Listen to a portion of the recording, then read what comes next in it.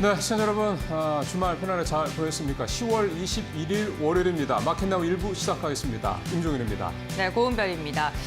미국 증시의 상승세가 놀랍습니다. 그렇죠. 네, 저희 6주 연속 최장 기간의 맞습니다. 상승 랠리를 이어가고 있는데요. 이번 주는 어떠한 방향성을 보여줄까요? 우선 이번 주 국내외 전반적으로 실적에 모든 투자자들의 눈이 좀 쏠리지 않을까 그렇죠. 싶습니다. S&P 500에 상장된 기업 가운데 20%가 실적을 발표하는 빅테크 시즌이 찾아왔고요. 국내는 또 SK 하이닉스가 24일 실적을 발표하죠. 지난주 금요일 지지부진했던 반도체가 과연 실적 발표로 반등할 수 있을지 그 부분 주목해 보시면 좋을 것 같습니다. 예, 지금 고은별 앵커 말씀대로 미국에서는 이제 빅테크들을 중심으로 해서 실적 발표 이어지고 국내에서는 뭐 미국만큼 그렇게 어떤 테크, 빅 회사는 없습니다만 24일 SK 하이닉스의 실적 발표는 적어도 좀 관심을 갖고 내용을 좀 그 의미를 좀 짚어봐야 될 것 같습니다. 네, 그렇습니다. 오늘도 이번 주도 저희가 또 투자 포인트 실적 같은 거 꼼꼼히 체크해 드리면서 시장의 방향성도 제시해 드릴 테니까요. 2시간 동안 함께 해주시면서 투자 전략 함께 세워보시면 좋을 것 같습니다. 네, 지금부터 본격적으로 마켓나우 1부 10월 21일 월요일 순서 시작하겠습니다.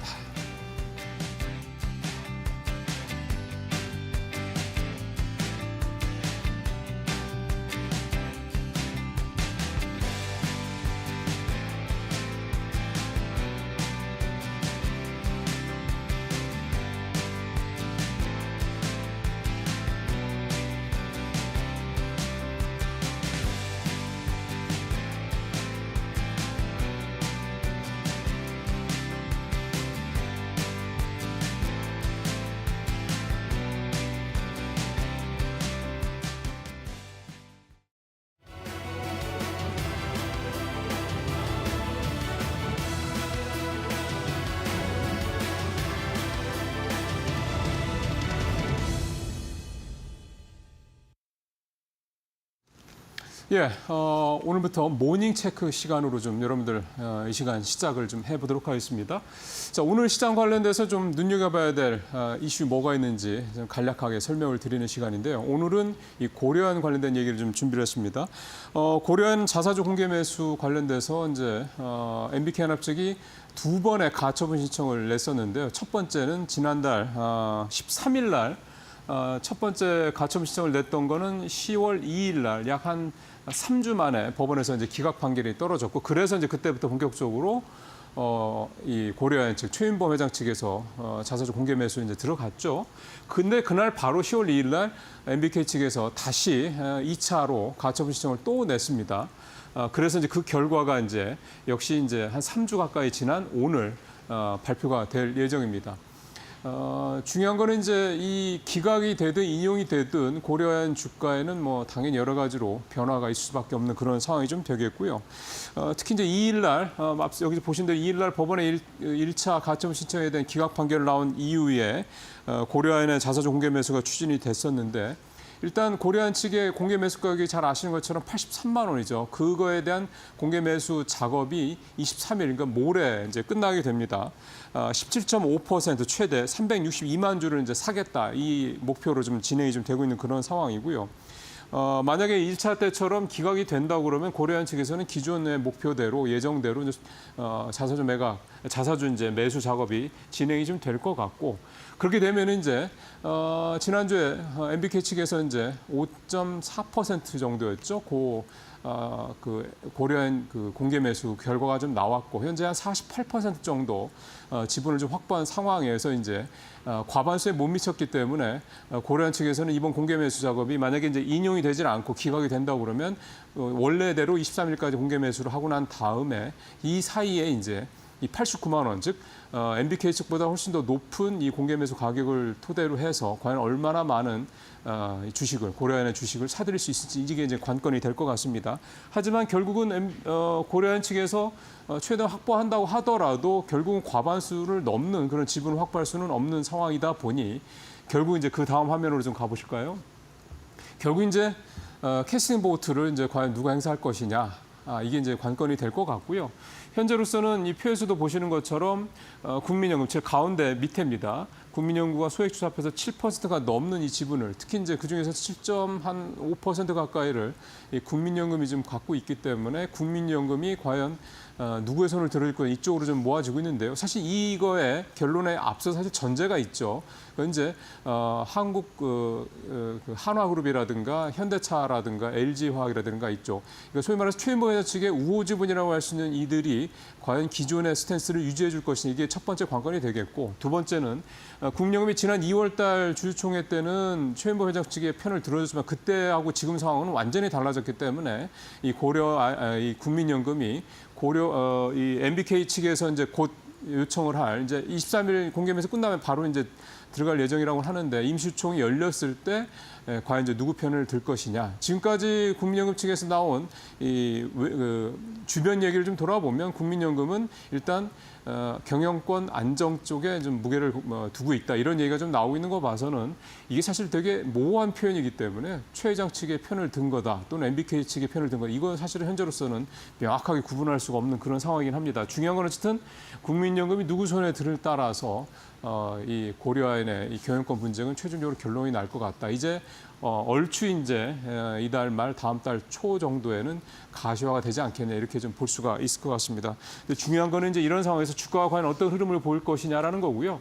이미 사실 어느 정도 주가의 그런 급등은 좀 잠잠해진 상황이기 때문에 지금 뭐 추가로 주식을 또 고려아연의 주식이나 그 영풍 정밀의 주식을 추가로 뭐 사신다라고 생각하시는 분들은 드무실 것 같고 일단 현재로서는 이제 어느 정도 이 고려아연의 지분 경쟁은 좀 마무리가 돼가는 측면으로 좀 볼 수가 있겠다.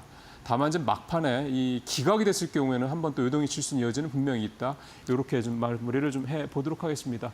이번 주에 이제 월요일 날 이 정도 고려아연 관련된 내용 오늘 주요 이슈로서 여러분들께서 소개를 좀 해드렸습니다.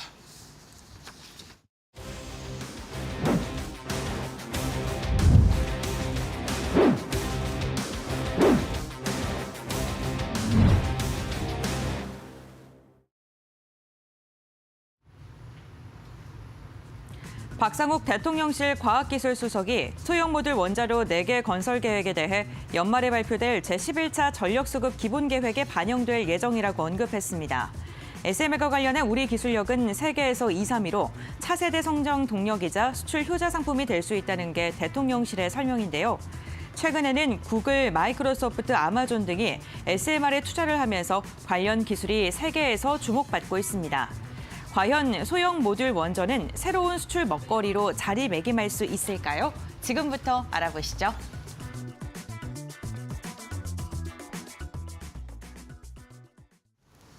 예, 월요일에 이슈레이더 오늘도 GC인포 박근호 이사 그다음에 곽유정 이델리온 파트너 두 분과 얘기 나눠보겠습니다. 어서 오십시오. 안녕하십니까? 네, 안녕하세요. 자, 지금 앞서 고은별 앵커가 설명을 해주신 대로 오늘 첫 번째 저희가 다룰 이슈는 SMR 얘기입니다.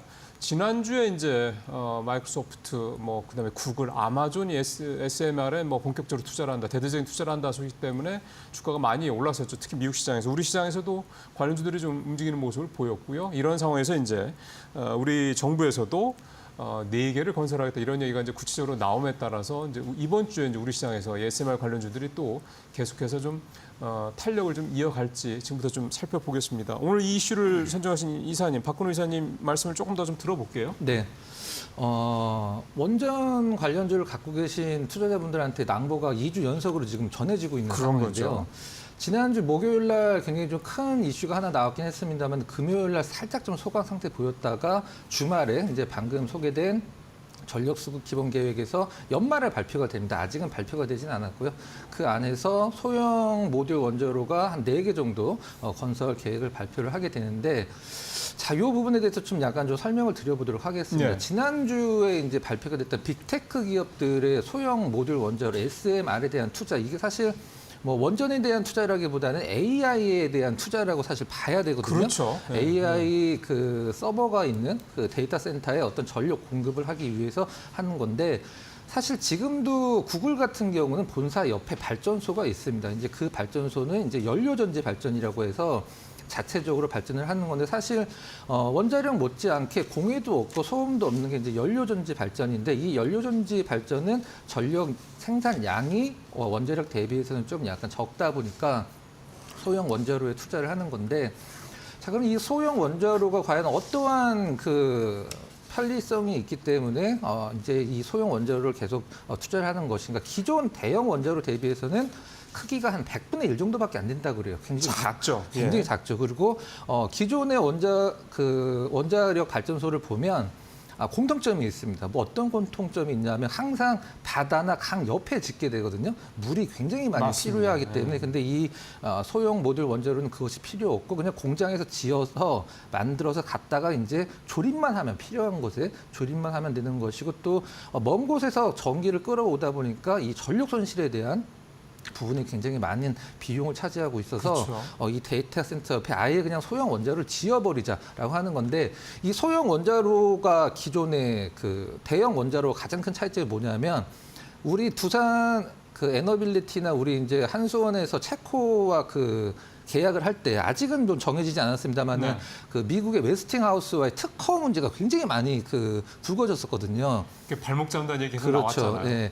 참고로 이 웨스팅하우스는 과거에 이제 에디슨이 전기를 만들 때 처음 만들 때 그 에디슨은 이제 직류를 만들었고 이제 테슬라는 교류 쪽을 밀었는데 이 테슬라 쪽을 지원한 그런 미국의 정규 회사죠. 일본 도시바로 넘어갔다가 지금은 이제 캐나다 회사로 예, 알고 맞습니다. 있는데 이런 것들이 좀 굉장히 좀 많은 그 기존 그 네. 대형 원자로 대비해서 소형 원자로가 어떤 편리성도 있고 굉장히 좀 가격적인 부분이나 이런 예. 것들이 특허 문제도 굉장히 자유롭고 해서 시장에서 굉장히 좀 호황을 좀 누리고 있는 상황이고요. 미국 주식시장을 보더라도 사실 두 가지 측면에서 볼 수가 있습니다. 트럼프 쪽이 한 보름 정도 남았죠. 보름 정도 남았는데 약간 좀 기우는 물론 뚜껑은 열어봐야지만 알겠습니다만은 약간 기우는 듯한 느낌의 기사들이 좀 많이 나오고 있어요. 네. 이 트럼프가 산업적으로 미는 부분이 바로 이 원자력이나 이 기존의 어떤 그 화석 연료를 사용을 하는 그런 발전소들을 굉장히 좀 선호하기 때문에 얼마 전에 미국에 있는 원자력 발전소 소형 모듈 원자력 관련 기업들은 일주일에 거의 뭐 60%가 오를 정도로 굉장히 큰 상승을 좀 보여줬었거든요. 네. 우리나라에서도 일단 지난주 목요일에 이어서 주말에 전해진 이 뉴스가 오늘 이제 그 첫 번째 거래일 오전장에서 조금 시장에서 두각을 나타낼 가능성이 있어서 일단은 이 부분을 한번 선택을 해봤습니다. 자, 지금 박근호 이사님 말씀 쭉 들어보면 SMR 그러니까 여러 가지 장점이 이제 있는 겁니다. 그 공간을 차지하는 면적도 좁고 그게 넓지 않고 그다음에 일단 시간도 짧고 돈도 덜 들어가고 말씀하셨던 것처럼 멀리 지을 필요도 없고 바로 뭐 일단 필요한 데이터 센서 옆에 지을 수도 있고 등등 여러 가지 장점이 있는 SMR이니까 우리도 뭐 사실 이걸 안 할 이유가 없죠. 근데 우리도 이제 4개를 건설하겠다 이렇게 정부에서 발표를 했고 우리도 이제 본격적으로 SMR에 대한 이제 투자 또 건설에 나서겠다 이제 이런 얘기가 되는 겁니다. 자, 관련주들도 좀 고운 변화를 통해서 한번 쭉 정리를 한번 해볼까요? 네, SMR 관련 기업들의 최근 흐름 살펴보겠습니다. 우선 지난주 목요일 날 관련 기업들의 강한 상승이 나왔습니다. 미증시에서 SMR 원전과 관련된 기업들 일부 기업을 중심으로 40% 이상의 시세가 나오면서 국내 기업들 역시나 그 훈풍이 고스란히 이어진 건데요. 다만 금요일장만 보게 된다면 단기 급등에 따른 차익 매도 물량으로 좀 주가가 눌리는 구간이 형성이 됐습니다. 대표적인 기업들을 보게 된다면요. 역시나 두산 에너빌리티 빼놓을 수 없을 것 같습니다. 국내에서 유일하게 전 공정에 대한 기술력을 갖고 있는 기업인데요. 최근에 외국인의 매수세가 꾸준하게 유입되면서 주가 역시나 들어 올리는 움직임이 확인이 되고 있는 거고요. 이와 함께 BHI 같은 경우에도 기관의 매수세가 최근에 유의미하게 들어오는 게 포착이 됐습니다. 3%가량 빠지긴 했습니다만 목요일장만 보게 됐을 때는 주가의 강세가 눈에 띄었고요. 서전기전 같은 경우에는 장중에 상한가를 터치했다가 15%가량의 상승력을 보이면서 목요일장 마감하기도 했었습니다. 전반적으로 소형 모듈 원자로 관련된 기업들 체코와 관련된 이슈가 있었을 때 슈팅이 나오다가 눌림목 구간을 길게 형성을 했었습니다. 정부의 지원책 그리고 이야기 속에서도 움직임을 보이지 않다가 지난주에 또 강한 상승과 거래량이 동반됐고요. 외국인과 기관의 매수세가 함께 들어오는 종목군들도 있었습니다.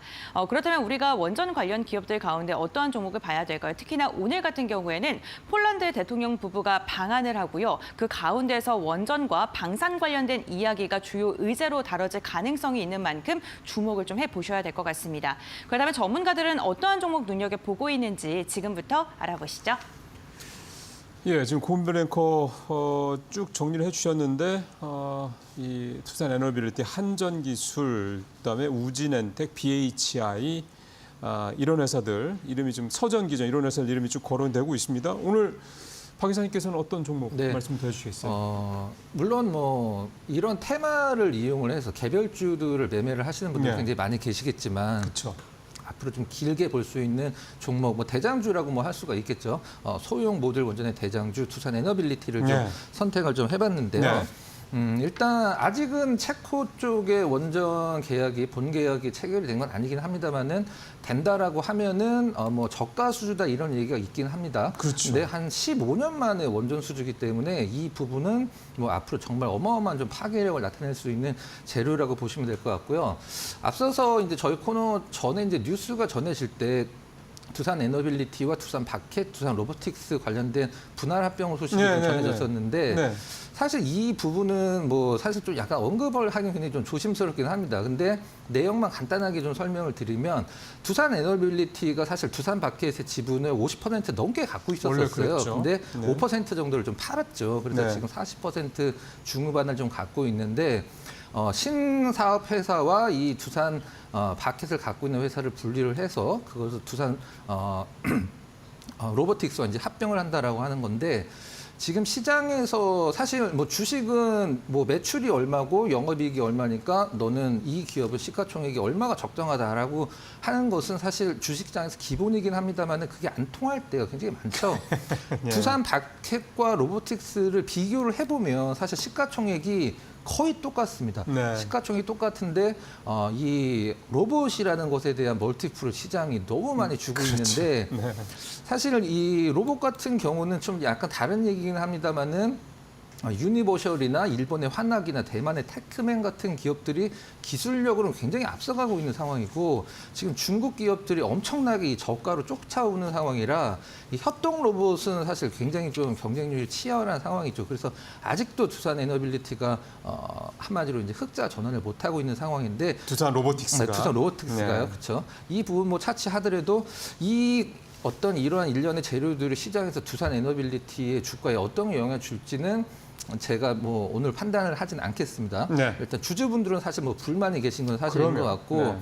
일단 그 이제 두산 에너빌리티를 얘기를 하면은 빼놓을 수 없는 기업이 있죠. 미국의 이제 소형 원자로 기업 그 뉴스케일 파워가 있는데 미국의 원자력 규제 위원회 뭐 NRC라고 합니다.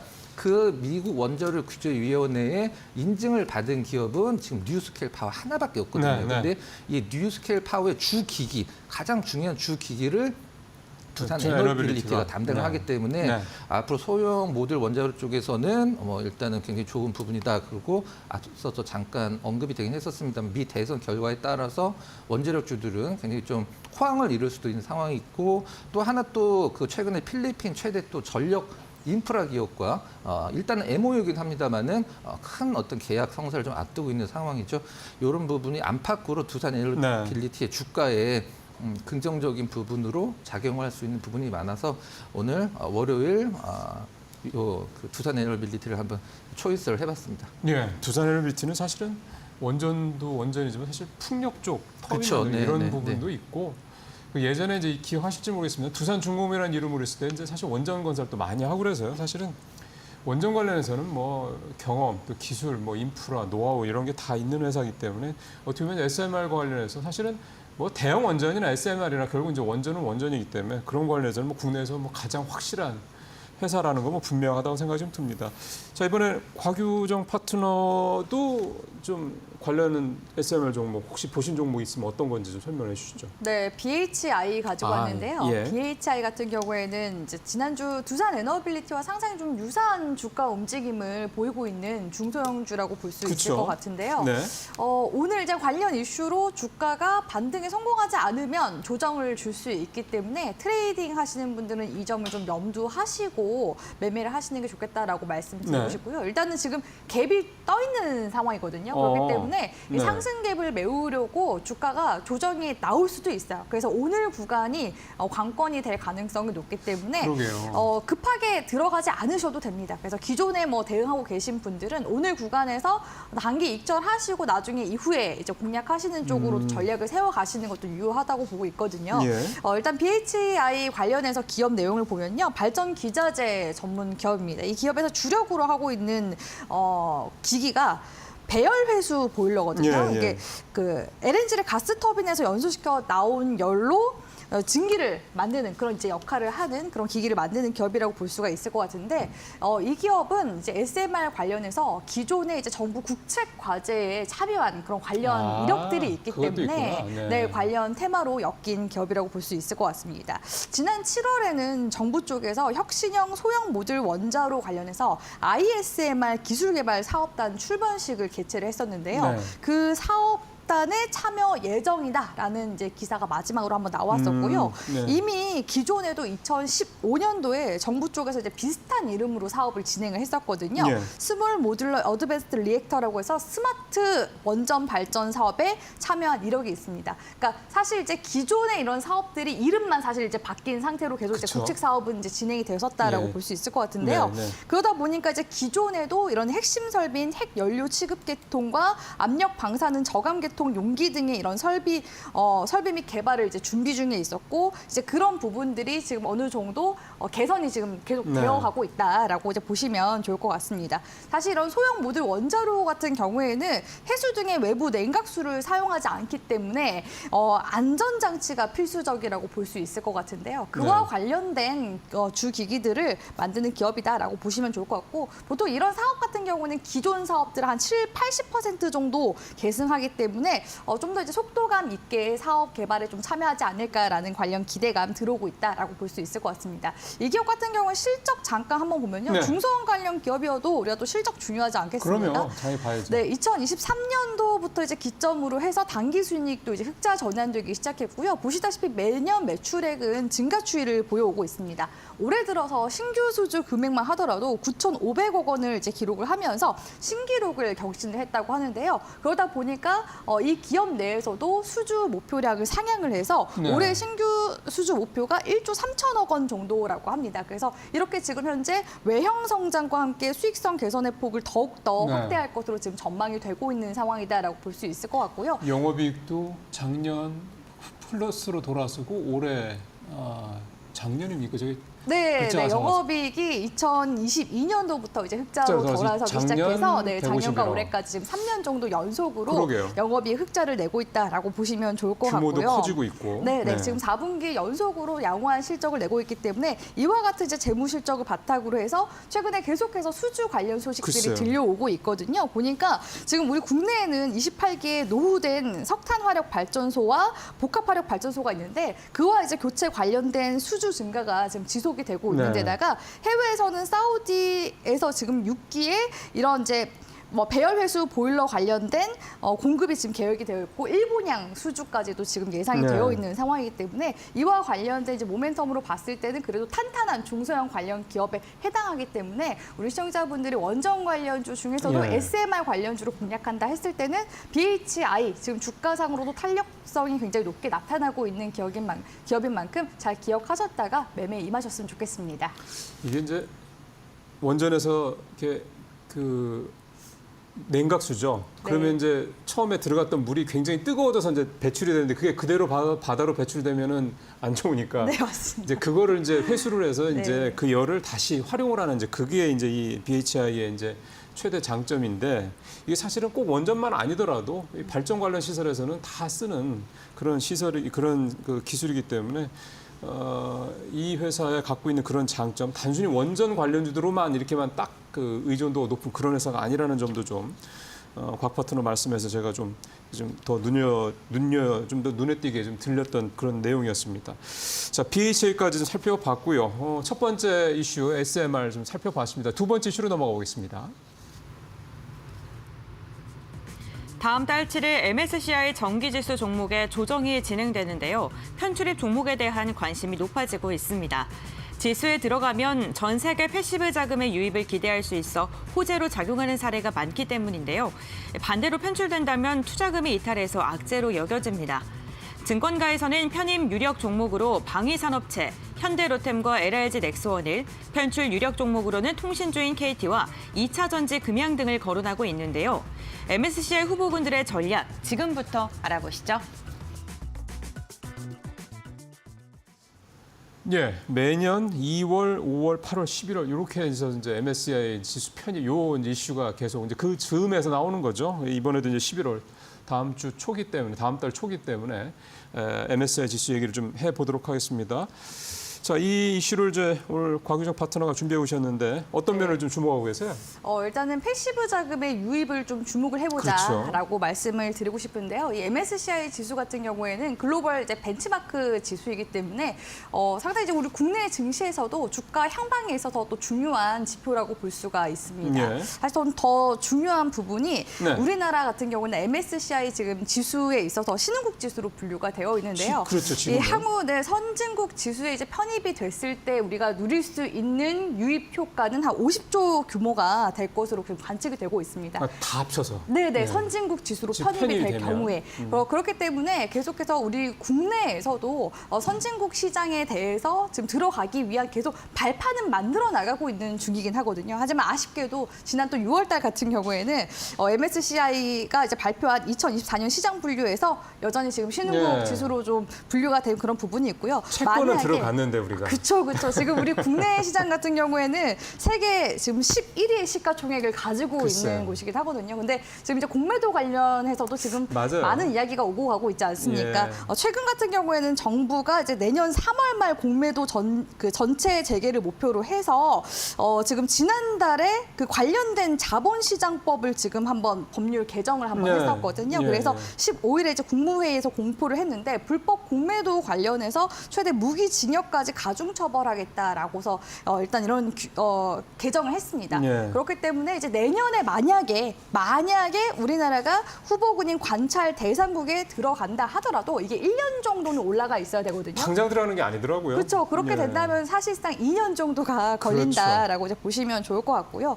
이제 일단 관련 내용들을 좀 더 이제 살펴보면은 사실 이 MSCI 지수 편입에 있어서 기준이라고 볼 수 있는 게 시가총액과 유동 시가총액, 유동 비율이라고 볼 수 있는데 그 중에서 네. 가장 중요한 게 시가총액이라고 볼 수가 있습니다. 어느 정도 돼야 돼요? 보통 한 6조 정도를 이제 기준으로 한다라고 이제 6조 보시면 정도? 네, 좋을 것 같고요. 보통 이제 주가 기준으로 해서 18일에서 이달 말일까지 해서 임의로 하루 정도 정해서 심사가 이루어진다라고 볼 수가 있거든요. 네. 지금 이제 편입 후보로 지금 예상되어 있는 기업 중에서는 현대로템, LRG 넥스원, 리가캠바이오, 삼양식품, 삼성증권, HD 현대미포 등을 들어볼 수 있는데 그 중에서 지금 시가총액이 해당하는 기업이 현대로템이기 때문에 가장 유력하다. 예, 네, 라고 예. 이제 볼 수 있을 것 같고요. 예. 기존에 이제 8월달에 편입됐었던 LS 일렉트릭 주가는 어떻게 흘러가는지 한번 우리가 예시를 보면서 전략을 세워가면 좋을 것 같다라는 생각이 들어서 LS 일렉트릭의 주가 방향도 잠깐 같이 함께 보도록 하겠습니다. 예. MSCI 지수 편출입이 이제 그때 당시 이제 8월달 이제 기준으로 해서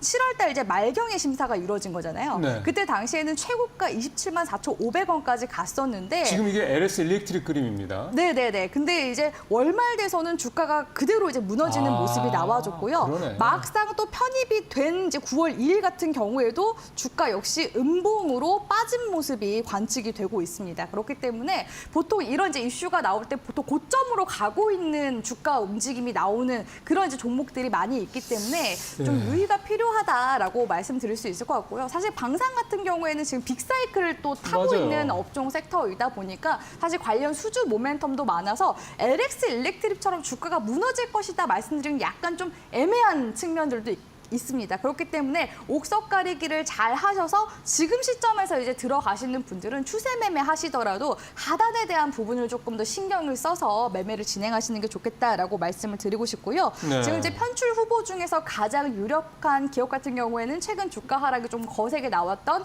셀트리온 제약이라든지 KT 같은 경우에는 지금 현재 외국인 추가 취득이 가능한 지분 여력이 1% 정도 미만이라서 지금 포린룸 규정에 걸리거든요. 아. 이 포린룸 규정 같은 경우는 3.75 미만이면 그때부터 이제 편출 대상으로 분류가 되는데 그러니까 외국인이 새로 살 수 있는 지분이 너무 적으니까 네, 너무 그래서 적어서 빠지는 거구나. 네네네. 아. 왜냐면은 이게 외국인 자금이 지수 추종으로 그렇죠. 들어오는 거, 패시브 자금이 들어와야 되는데 그게 못 들어오니까 편출이 되는 겁니다. 그래서 KT 같은 경우에는 지금 편출이 거의 또 유력한 그런 이제 상황에 있다라고 보시면서 우리 시청자분들이 투자 전략 세우실 때 참고하셔서 지금 이제 매도를 해야 되는 종목이 무엇인지 매수를 한다면은 제가 말씀드린 대로 추세 매매 관점으로 단기적으로 공략할 것인지 이 부분을 좀 확실하게 전략을 세우셔서 진행을 하시는 게 중요하겠다라고서 조언 드리도록 하겠습니다. 앞에 LS 일렉트릭 사례를 보여주시니까 좀 확실하게 좀 보이네요. 이 어떻게 접근을 MSCI 편입 관련된 이 이슈는 어떻게 접근해야 될지 좀 여러분들께서 이해하시기 좀 많이 도움이 되셨을 것 같습니다. 자, 그러면 이번에 이제 편입될 종목들 관련된 어떤 회사들이 있는지 고은별 앵커가 또 자세하게 설명을 해주시겠습니다. 네, MSCI 편출입 예상 종목 함께 살펴보겠습니다. 앞서 곽유정 파트너가 KT의 외국인 보유 지분율에 대한 이야기를 해주셨는데요. 통신주 같은 경우에는 외국인의 보유 비중이 49%를 넘을 수 없습니다. 그런데 외국인이 10월 들어서 꾸준하게 KT의 지분을 확보하고 있고요. 현재 구간 48.4%가량의 보유 비중을 갖고 있기 때문에 1%도 채 남지 않은 상황입니다. 다만 외국인이 최근 꾸준하게 사들이면서 주가의 방향성은 괜찮습니다. 금요일장 역시나 0.23%가량 상승하면서 42,900원대 안착하는 데 성공했고요. 외국인의 보유 비중이 48%를 넘어선 것은 4년 10개월 만에 처음이기도 합니다. 그만큼 금리 인하 시기에 경기 방어주 성향이 있는 KT를 향해서 꾸준한 러브콜, 특히나 배당 성향도 강하기 때문에 기대감 속에 지금 매수를 하고 있는 것으로 보이고요. 이와 함께 편출이 예상되는 2차 전지 관련 기업 금양 같은 경우에는 0.2%가량의 하락세가 나왔고요. 800억 원가량의 자금 이탈이 지금 추산되고 있는 상황입니다. 최근에 편입이 가장 유력시되고 있는 게 방산 기업인데요. 대표적으로 현대로템과 LRG 넥스원이 있겠습니다. 현대로템 같은 경우 2천억 원 이상의 자금이 유입될 것으로 기대되고 있고 지난주 같은 경우 주가의 방향성이 굉장히 좋았습니다. 또 다시 신고가를 경신하는 데 성공했고요. 폴란드와 함께 계약 체결에 대한 기대감이 주가를 끌어올리고 있는 것으로 보입니다. LRG 넥스원 같은 경우에도 천궁과 비공의 수출 확대로 인해서 내년에 실적 기대감이 나오고 있는 기업이고요. 외국인의 매수세 최근에 꾸준하게 들어옵니다. 다만 전거래일만 보게 됐을 때는 0.5%가량의 하락세가 나오고 있습니다. 리가켄 바이오도 편입에 대한 기대감 속에 주가의 방향성이 괜찮습니다. 최근 추이를 보게 된다면 25%가량의 주가의 상승이 한 달 동안 집계가 되고 있고요. 다만 어제는 금요일장에는 약보합권에서 거래가 마감됐다는 점 체크해 보시면 좋을 것 같습니다. 어쨌든 편출입 예산 종목을 추산을 해봤을 때 공통적으로 나오고 있는 종목군들이 있습니다. 그러한 종목을 잘 엄선해서 선별을 하게 된다면 패시브 자금의 유입에 대한 기대 효과로 인해서 주가 상승에 대한 기대감 나올 수밖에 없을 것 같은데요. 그렇다면 전문가들은 과연 어떠한 종목을 눈여겨보고 있을까요? 지금부터 알아보시죠.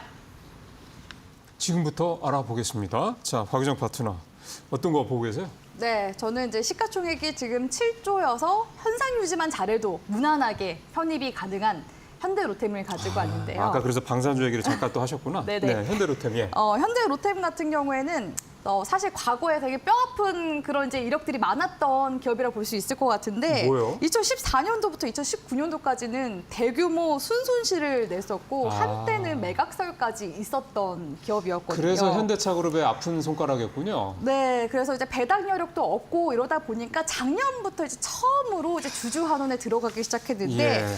무려 10년 만에 배당이었고요. 시가 배당률도 아직까지는 뭐 0.4%에 불과하긴 합니다. 그래서인지 방산 4사 중에서 유일하게 밸류업에 들어가지는 못했습니다. 그럼에도 불구하고 최근에 이런 장기적인 실적 호조로 인해서 회사채 신용 등급은 3년이 채 되지 않는 기간 동안 무려 2단계 정도 지금 수직 상승했거든요. 예. BB 플러스에서 지금 A 안정적 단계로 지금 상향 조정이 된 단계라고 볼 수가 있을 것 같고요. 현대로템 하면은 사실 이제 K2 전차 빼놓을 수가 없죠. 그렇죠. 일단 오는 22일부터 25일까지 안제이 두다 폴란드 대통령이 방한하기 나기 때문에 이런 계약들을 또 추가적으로 성사시킬 것이다라는 지금 예측이 들어오고 있다라는 점도 긍정적이라고 볼 수 있을 것 같고요. 이 두다 대통령이 방한 기간 동안에 폴란드에 무기를 수출한 국내 주요 방산 업체들을 찾을 예정이라고 하는데 그중 한 곳이 이 현대 로템의 경남 창원 사업장이라고 지금 전해지고 있습니다. 그래서 이렇게 또 추가적인 수주를 따낼 수 있다라는 기대감이 지금 예. 들어와주고 있는 데다가 지금 폴란드 국방부 쪽에 이제 관련 매체에서 라팔 가워제프스키 대위가 이런 이야기를 하기도 했었습니다. K2가 효율적이고 빠르고 기동성이 뛰어나기 때문에 각국의 주력 전차의 성능을 능가한다. 이런 이야기를 한 번 할 때마다 당연히 각국에서 현대로템의 이런 전차를 주목을 할 수밖에 없다라고 볼 수 있을 것 같고요. 그러게요. 특히나 이런 이야기까지 했다고 하거든요. K2를 에이브람스보다 더 좋아한다라고 이야기를 했는데 현대로템 같은 경우에는 사실 이런 이제 후속 시스템이 되게 잘 돼 있다고 해야 될까요? 예. 서비스 시스템이 잘 돼 있습니다. 군수 지원 시스템부터 시작해서요. 폴란드 현지에서 최적으로 가동할 수 있도록 전문 인력들을 투입해서 작동부터 유지 보수 방법까지 예. 맞춤 지원을 하고 있습니다. 그러니까 해군 함정만 MRO가 있는 게 아니라 전차 쪽에서도 MRO를 그럼요. 네, 해준다라고 이제 보시면 좋을 것 같고요. 예. 그러다 보니까 이제 향후에 또 이런 이제 현대 로템을 눈독 들이고 있는 각국이 몇 군데가 있거든요. 일단 앞서 루마니아 같은 경우에는 1조 2,700억 원 정도 규모의 K9 자주포 구매 계약을 체결을 했고 지금 최근에 현지 평가를 실시하고 있는 중이고요. 폴란드 인근의 슬로바키아 역시도 K2 전차에 대해서 관심이 지금 높은 것으로 전해졌습니다. 그래서 편입이 만약에 되더라도 제가 봤을 때는 LS 일렉트릭처럼 주가 무너지기보다는 계속해서 추가적인 수주가 더 일어날 수 있다라는 점에서 아직까지 고점을 논하기에는 조금 이를 수도 있겠다라는 생각을 해보는 지점이 여기가 아닌가라는 생각이 들고요. 그러다 보니까 증권가 쪽에서는 2027년도에서 2028년도까지 실적 호조가 이어질 것으로 지금 현재 예상을 하고 있습니다. 올해 상반기 말 기준으로 했을 때 지금 수주 잔고가 어느 정도 되냐면요. 18조 정도 되는데 그중에서 철도가 13조 정도 되고요. 방산이 5조, 에코플랜트가 6,500억 원 정도 된다고 보시면 되겠습니다. 그런데 아직까지 이게 지금 매출 반영이 지금 다 안 되고 있는 상황이라고 보시면 좋을 것 같은데요. 현대로템의 지금 이제 기업 분석을 재무 잠깐 한번 보시면요. 매출액도 지금 비약적으로 늘었지만 영업이익을 보시면 2021년도 대비해서 무려 한 4배 가까이 증가한 모습을 볼 수가 있습니다. 그러니까 앞으로 추가적인 계속해서 이런 수주 모멘텀을 바탕으로 해서 영업이익과 매출액이 더 증가될 것으로 일단 기대가 되는 상황이고요. 만약에 우리 시청자분들이 추세 매매 한다라고 했을 때 좀 중요하게 바라봐야 되는 구간대가 한 2구간 정도가 있는데 바로 이제 21선과 61선 저는 이평선을 기준으로 항상 봅니다. 그런데 61선이 사실 가장 중요한 라인인 게 지난 지금 1년 동안 61선 구간대를 한 번도 이탈하지 않고 지지받아주면서 올라가주는 모습이 나와줬거든요. 그래서 단기 매매하시는 분들은 일단 21선을 기준으로 보시고 현재 만약에 지금 수익 구간에 있다 하시는 분들은 조금 더 보유하시다가 61선 구간대 이탈한다면 최종적으로 마무리하는 것까지 고민을 하시는 게 좋거든요. 그래서 지금 시점에서는 우리 시청자분들이 사실 이제 기존 분들의 대응 영역 내지는 단기 공략하시더라도 추세를 타시면서 짧게 공략하시는 쪽으로 진행하셔야 되기 때문에 투자를 지금부터 이제 우리 시청자분들 비중 있게 담아가야 된다라는 것은 아니라는 점까지도 가격 우리 시청자분들이 그러니까 비중 전략 세우실 때 꼭 참고를 해 나가셨으면 좋겠습니다. 사실 많이 올랐습니다. 그래서 지금 사실 들어가기 부담스러우실 겁니다. 그러니까 오늘 말씀하신 거에 골자는 저도 이 회사가 갖고 있는 향후 성장성, 지속 가능성 이 부분을 주목을 하셔야 된다는 거고 제가 여기다 뭐 숟가락 하나 얹는다고 그러면 이 회사 철도 부문도 만만치 않다라는 거 그거 감안하시면서 이제 우리 고속철 관련해서 이제 또 객차 만드는 회사니까 그런 것도 함께 좀 보시면서 현대로템을 보시면 어떨까 생각이 좀 듭니다. 자 이제 마무리를 해야죠. 우리 박근호 이사님 시간이 많지 않아서 짧게 어떤 종목 좀 볼까요? 현대 HD, 현대 미포조선 준비를 좀 했는데요. 미포조선. 가능성은 좀 크지는 않긴 합니다만 한번 MSCI 지수에 편입이 됐다가 이제 나온 종목이긴 합니다. 그런데 조선주를 우리가 보통 얘기를 할 때 슈퍼사이클이라는 단어를 굉장히 많이 접하실 텐데 지금도 조선주가 뭐 슈퍼사이클이다. 작년에도 이런 얘기가 나왔고 제가 기억으로는 한 10년 동안 매년 슈퍼사이클이 온다라는 얘기가 왔었는데 그 부분에 대해서 좀 약간 하나 참고를 하실 점은 무엇이냐면 원래 조선주가 슈퍼사이클이 가려면 해운사가 같이 가야 됩니다. 해운사와 조선주가 같이 올라야지 실질적으로 이제 이 어떤 조선주 슈퍼사이클이 오는 건데 우리나라 대표 해운사라고 할 수 있는 HMM의 주가 흐름 보면 사실 조금은 퀘스천 마크를 붙일 수 있는 부분이고요. 현대 미포조선의 가장 큰 어떤 특징을 말씀드린다라고 하면 시간 관계에서는 가장 제가 뽑은 제일 베스트 메리트만 한번 좀 말씀드려보도록 하겠습니다. 중국의 조선사들이 지금 저가 수주로 전 세계 그 벌크선을 거의 약간 방송용어가 아니긴 합니다만 싹쓸이라는 상황이거든요. 그렇죠. 근데 이 배라는 것은 만약 현대자동차에서 소나타가 많이 팔린다라고 소나타 빨리 더 많이 만들어 이럴 수 있는 그 업종이 아니거든요. 이 조선소에 도크라는 게 차 있으면 새로운 배를 만들 때까지 굉장히 긴 시간이 걸리기 때문에 지금 중국 조선사들이 도크가 꽉 차 있는 상황입니다. 그렇기 때문에 우리가 좀 저가 수주를 해도 사실 돈이 안 되는 어떤 벌크선보다는 컨테이너선이나 탱커선 위주로 지금 우리나라 기업들이 많이 수주를 하고 있거든요. 또 얼마 전에 현대미포조선 같은 경우는 컨테이너선 열척을 또 수주를 하기도 했죠. 그렇죠. 최근에 기관 수급을 원래 따르는 종목이에요. 현대미포조선은 외국인 수급은 상관이 없습니다. 기관 수급 굉장히 좋기 때문에 저는 꼭 굳이 MSCI 편입과 관련되지 않더라도 당분간 좀 시장이 많이 흔들려도 조금은 시장 대비해서 견조한 움직임을 보여줄 수 있는 현대미포조선을 현대미포조선을 한번 골라봤습니다. 7월 말인가요? 7월 중순쯤에 12만 2천 원 고점 찍고 지금 10만 원대 초반까지 떨어지는 한 상황이긴 합니다. 그러니까 조정을 지난 한 2달까지 좀 거치고 있다 이런 얘기가 좀 되는 거죠. 여기서 이제 다시 반등을 할지 여부 좀 지켜보도록 하겠습니다. MSCI와 관계없이 펀더멘털적인 접근을 박근 이사님 말씀을 하셨습니다. 네, 오늘 여기서 이슈를 다 마치도록 하겠습니다. 박근호 이사님, 곽유정 파트너님 말씀 잘 들었습니다. 고맙습니다.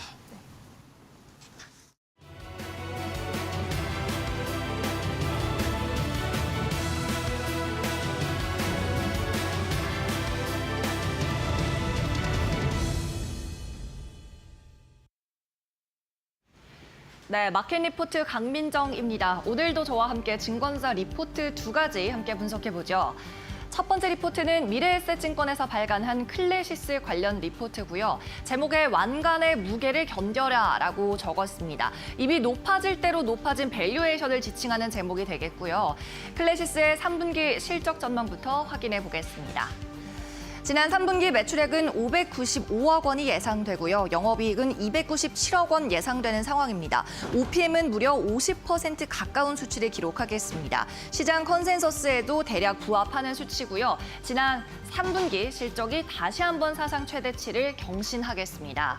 다만 영업이익률은 소폭 하락하겠는데요. 이루다를 합병하면서 합병 지급 수수료가 있었기 때문이죠. 지난 목표 주가는 6만 7천 원이었고 이번 리포트에서 7만 4천 원으로 상향 조정했습니다. 투자 의견도 매수를 유지했네요. 다음 장 통해 더 자세히 살펴보겠습니다. 네, 동사 주가는 지난 3개월 동안 20% 이상 급등하는 기염을 토했습니다. 이루다와 합병하면서 장비의 다각화를 통해 토탈 솔루션 제공 기업으로 거듭날 거라는 기대감이 주요했죠. 그렇다 보니까 밸류에이션도 이미 높아질 대로 높아진 상황은 맞습니다. EV 에비타가 현재 주가 기준으로 22배에 달하고 있는 상황이거든요. 이는 글로벌 피어 업체들의 평균치인 17배에 비교해서도 고평가된 것이 맞고 또 동사의 지난 3년 평균 에비타인 15배에 비교해도 고평가된 상황입니다.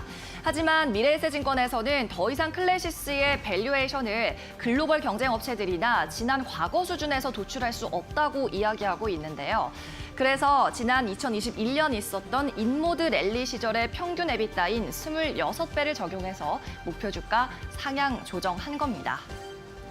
동사는 또 합병 후에 중기적인 목표도 제안을 했는데요. 매출액 10억 달러 그리고 영업이익률은 50% 이상 달성하겠다고 밝혔습니다.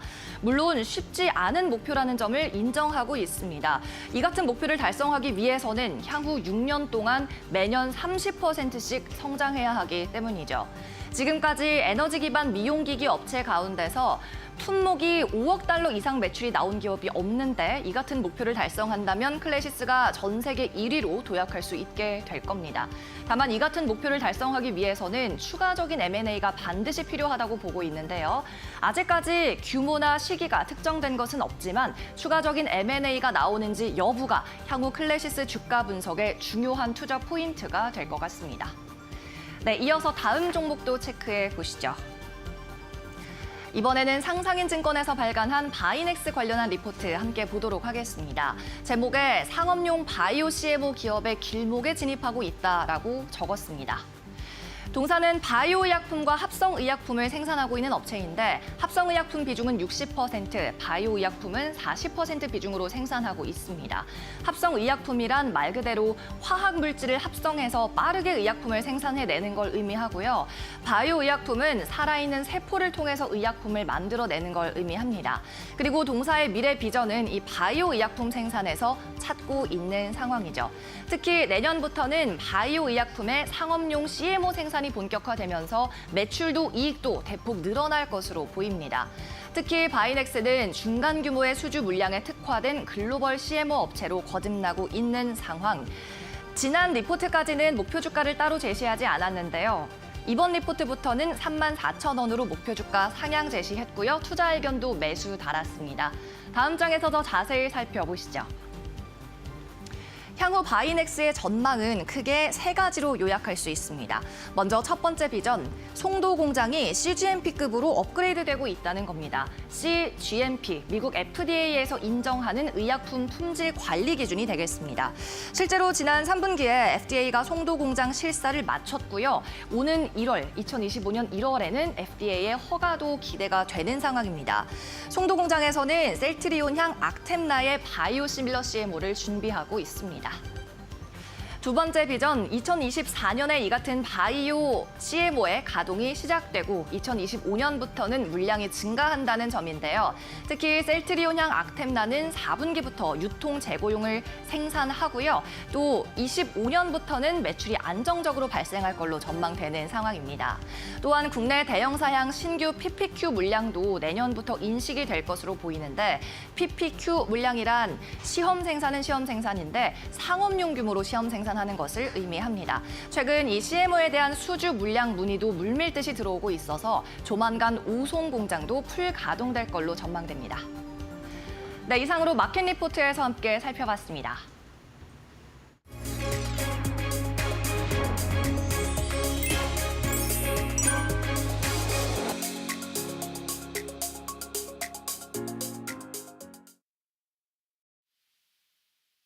네, 안녕하세요. 반갑습니다. SK증권 이천지점 소영원 차장입니다. 자, 오늘 미국 시장 좀 체크해보고 오늘 우리나라 시장에 대해서 한번 좀 분석해보는 시간 좀 가져볼 텐데요. 지난 금요일 미국 증시는 넷플릭스에 대한 양호한 실적과 더불어서 미국 시장에서 좀 상승 마감하는 모습들을 좀 보였습니다. 미국 채 금리는 등락을 거듭하는 흐름들이 좀 나타나줬고요. 일단은 22의 영향을 좀 받았다라고 좀 볼 수 있겠습니다. 최근 이스라엘에 대한 휴전 가능성에 대한 언급과 더불어서 22가 12월 50bp를 인하할 수 있다라는 얘기들이 나오기 시작했습니다. 그렇기 때문에 추가 인하 가능성에 대한 부분들이 좀 부각이 되면서 이러한 부분들이 좀 나오는 모습이고요. 미국 같은 경우는 11월 금리 인하 가능성은 25bp가 94%가 좀 이어지면서 25bp로 거의 확정짓는 모습들을 좀 보이고 있는 상황입니다. 금리에 대한 부분들이 뭐 큰 폭의 움직임이 적기 때문에 뭐 별다른 움직임은 좀 제한적이다라고 좀 볼 수가 있겠고요. 우리가 좀 주목해봐야 될 부분이라고 한다라면 결국에는 한국 증시에 대한 움직임이 가장 중요하지 않을까 싶은데요. 일단 미국에서의 테슬라의 실적 발표와 더불어서 23일 삼성바이오로직스, 24일 SK 하이닉스와 현대차의 실적 발표가 있습니다. 최근 한국 증시에 대한 움직임이 상당히 좀 둔화된 상황 속에서 실적과 더불어서 시장이 좀 상승하는지에 대한 여부를 살펴볼 필요가 있을 것 같고요. 관심주로 좀 선정해 본다라면 대한전선 지난주에 이어서 좀 말씀을 드리고 하겠습니다. 최근 좀 횡보하는 구간들이 좀 이어지고 있지만 싱가포르 수주에 대한 이슈와 최근 전력망과 관련된 좀 모멘텀이 좀 부각되고 있다는 점을 감안해 본다라면 추가적인 상승을 좀 기대해 볼 수 있는 만큼 대한전선 시대 나오기 전 좀 관심 있게 살펴보신다라면 좋은 결과 좀 기대해 볼 수 있지 않을까라고 생각을 하고 있습니다. 좀 참고해 보시면 좋을 것 같고요. 시장에 대한 움직임 쉽지 않은 상태가 이어지고 있지만 좀 힘내시고 투자 전략 세워보시면 좋을 것 같습니다. 지금까지 SK증권 이천지점 소영원 차장이었습니다. 감사합니다.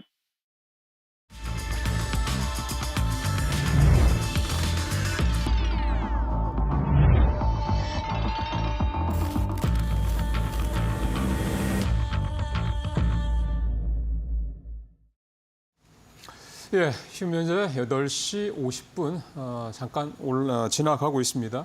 계속해서 마켓 스탠바이 시간으로 이어지도록 하겠고요. 오늘도 도움 말씀을 위해서 두 분의 전문가분들 모셨습니다. 김민수 레몬 리서치 대표, 그다음에 신일섭 이데일리 전문위원 모셨습니다. 어서 오십시오. 안녕하십니까. 자, 곰베랭크와 함께 같이 또 마켓 스탠바이 시간 이어가도록 하겠습니다. 일단 지난주까지 수급적인 측면에서는 뭐 큰 변화는 없습니다. 외국인들 계속 팔고 있는 상황이고 기관이 이제 순매수로 돌아서긴 했는데 개인들이 사실상 아직까지는 시장을 좀 떠받쳐주는 그런 상황들이 계속되고 있는 한 주였고요. 그래서 이번 주 이제 3분기 실적 시즌이 본격화되고 특히 이제 미국 쪽에서 빅테크들 실적이 연달아서 발표가 될 예정인 이번 주 여러 가지로 좀 중요한 또 분기점이 될 그런 한 주가 되지 않을까 그렇게 생각을 좀 해보도록 하겠습니다. 자, 그러면 이번 주 시장 오늘 첫날인데요. 두 분의 전문가분들 어떻게 좀 보고 계신지 탑3부터 좀 먼저 말씀을 들어보겠습니다. 김민수 대표님 어떻게 보고 계십니까? 네, 일단 시장 지난주부터 답답합니다. 돌파구는 과연 없을지 시장에 대해서 이번 주도 계속 관심은 가질 수밖에 없는 상황들인데 안 된다 그러면 더 안 되는 게 시장인 것 같습니다. 그쪽에서 지금 이번 주에도 발표될 한국의 GDP 역시나 제로 마이너스만 안 나면 다행이다랄 정도로 성장이 정체되는 모습들 쪽에서 매크로 지표 쪽에서도 부담 가는 내용들이 많죠. 특히 달러 강세 그리고 또 금리도 다시 올라오는 모습들 쪽에서 한국 증시에 대한 여파는 긍정적이지 못하다라는 쪽과 함께 이를 모두 다 종합하다 보니까 외국인 매도세까지 이끌어지는 모습들인데 일단 삼성전자와 함께 시가총액 상위 종목들을 바라보게 되면 부담을 가질 수밖에 없습니다. 이럴 때는 일단 그래도 그를 제외한 나머지 섹터들이 선전하는 쪽들을 더 챙겨보는 게 맞겠다란 뉘앙스는 계속 또 봐야 될 것 같고요. 그런 쪽이라고 하게 되면 역시나 바이오주가 그 가장 큰 선도를 하고 있는 모습들 쪽에서 섹터 중심의 대응들은 충분히 일단 대응할 수 있겠다는 관점 쪽으로 약간 지수는 무거워도 나머지를 이용하겠다라는 관점 쪽으로 보시는 게 훨씬 더 시장에 대한 긍정적인 대응이 가능할 부분들이 아닌가 생각되고 있습니다. 두 번째로는 원자력 관련된 종목들이 시장에서 부각을 받기 시작합니다.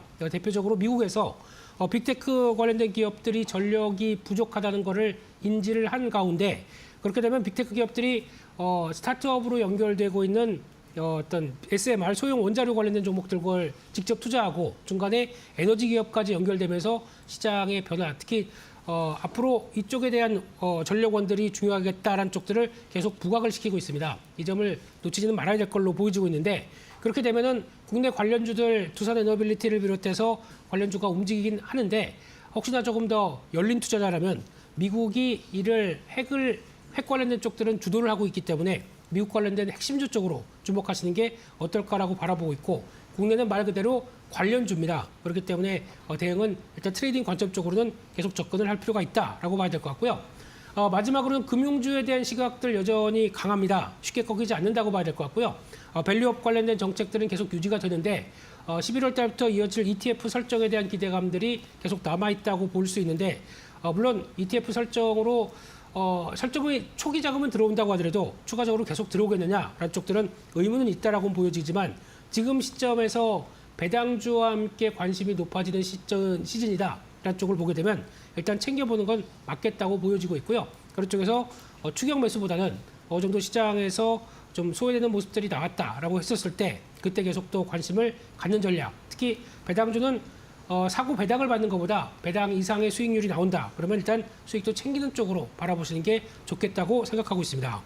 네, 알겠습니다. 김민수 대표는 이 답답한 시장 속에서도 섹터를 잘 선별해야 된다라면서 원전 그리고 이와 함께 금융주 언급해 주셨고요. 그다음 신일섭 의원은 오늘장 어떤 탑3 들고 오셨을까요?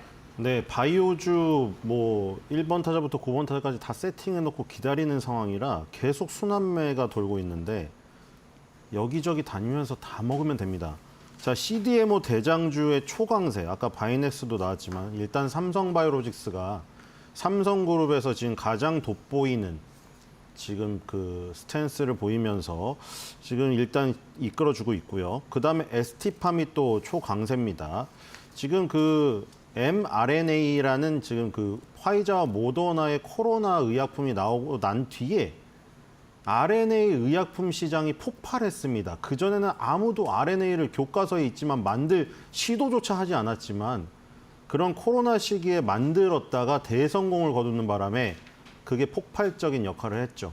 코로나가 가져온 아주 악영향도 많지만 이건 굉장히 선영향이라고 할 수가 있겠습니다.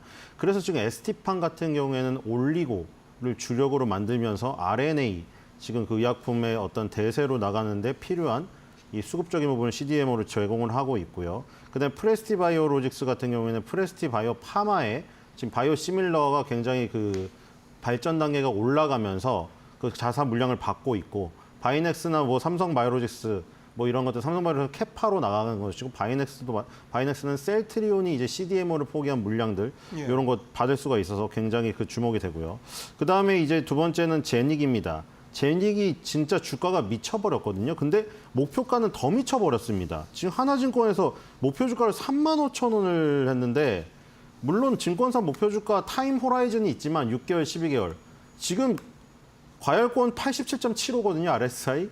자, 과연 19,000원에서 35,000원을 갈 수 있을런지 자, 지켜봐야 될 것 같고요. 일단 3개월 동안 7배 상승했는데 다시 여기서 2배가량을 불렀다는 거. 자, 세 번째는 비트코인 관련주가 들썩이고 있습니다. 2달 반 만에 비트코인 다시 9천만 원 돌파했고, 치즈버거를 살 때 비트코인으로 결제를 하면서 비트코인을 사랑하는 남자라는 걸 보여준 트럼프가 지금 굉장히 대세로 다시 떠오르면서 우리 기술 투자 같은 비트코인 관련주가 들썩이고 있다. 물론 비트코인, 이더리움에 직접 투자하는 것도 좋겠지만 우리나라 주식시장에서 저렇게 간접적으로 투자하는 방법도 있다는 거 지금 아시면서 공략을 해보시면 되겠습니다. 예, 신수섭 위원이 말씀하신 게 이번 주는 CDMO 관련된 얘기, 그다음에 석 달 새 7배나 오른 종목이 있었군요. 최근에 우리 시장이 좀 더디다 보니까 그런 종목도 있었는지 사실 알 수가 없었는데, 그런데도 또 증권사의 목표 주가가 2배 가까이 더 올랐다라고 하는 얘기를 해주셨고, 비트코인 뭐 지금 트럼프 좀 우세하다는 얘기가 자꾸 나오고 있는데, 예, 어쨌든 트럼프 관련돼서 비트코인 강하다 관련주들 얘기를 좀 해주셨습니다. 여기 세 가지 얘기를 좀 해주셨습니다. 자, 지금 이제 8시 57분 35초 지나고 있습니다. 이 시간 현재 동시과 상황 좀 살펴보고 오늘 우리 시장 열리기 전에 분위기 좀 한번 좀 탐지해 보도록 하겠습니다. 권별 앵커. 네, 10월 21일 월요일장 국내 증시 예상 체결 지수 함께 살펴보겠습니다. 오늘 양 지수는 다소 엇갈린 채 출발할 것으로 보입니다. 코스닥 같은 경우 약보합권 753선에서 코스피는 0.3%가량 상승한 2,602포인트 선에서 출발을 준비 중에 있는데요. 관건은 8주 연속 이탈했던 외국인의 수급이 이제는 들어올 수 있을지 이번 주 좀 확인을 해보셔야 될 것 같습니다. 그렇다면 시가총액 상위 종목들의 흐름 함께 확인해 보시죠. 유가증권 시장부터 살펴보겠습니다. 1위부터 5위권 확인해 보겠습니다. 오늘 대형주들의 흐름은 괜찮을 것으로 보입니다. 삼성전자는 보합권 출발을 준비 중입니다만 2위부터 5위권 기업들은 일제히 상승 출발을 준비 중에 있는데요. SK하이닉스가 이번 주 실적 발표를 앞두고 있습니다. 1.6%가량 상승한 19만 원대에 다시금 돌파 시도하고 있고요. LG에너지솔루션 0.1%가량 상승 출발, 삼성바이오로직스의 흐름이 괜찮습니다. 1% 이상 오르면서 107만 원 선도 웃돌 것으로 지금 확인되고 있고요. 현대차 같은 경우도 0.2%가량의 오름세 역시나 마찬가지로 이번 주 실적에 대한 기대감 지금 매수세로 이어지고 있는 것으로 보입니다. 6위부터 10위권 함께 확인해 보겠습니다. 6위부터 10위권을 보게 됐을 때 은행 관련된 금융주들만 조금 부진한 흐름이고요. 기아, 완성차 기업들 괜찮고 셀트리온 역시나 오늘 상승 출발 준비 중에 있습니다. 시가총액 10위권만 보게 됐을 때는요. 삼성전자와 금융주들은 부진하고요. 나머지 종목들은 일제히 오름세 출발을 준비 중에 있고요. 다음은 코스닥 시가총액 상위 종목들 함께 확인해 보겠습니다. 코스닥 보게 됐을 때 코스닥은 조금 다른 분위기입니다. 1위부터 5위권 봤을 때 리가켄바이오가 5위권을 좀 견고하게 유지해주면서 0.4% 상승 출발 준비 중이지만 다른 바이오주 그리고 2차 전지 기업들은 오늘도 한 걸음 쉬어갑니다. 테슬라가 3분기 좋지 않은 실적이 지금 예상되고 있는 가운데 에코프로 그룹주들 한 걸음 쉬어가는 분위기 오늘 연출되고 있습니다. 다음은 6위부터 10위권 함께 보겠습니다. 네, 6위부터 10위권 보게 됐을 때 좀 혼조세가 나타나고 있고요. 오늘 의약품 미용 관련 기업들도 좀 다른 움직임 출발 준비 중에 있습니다. 국내 증시 출발합니다.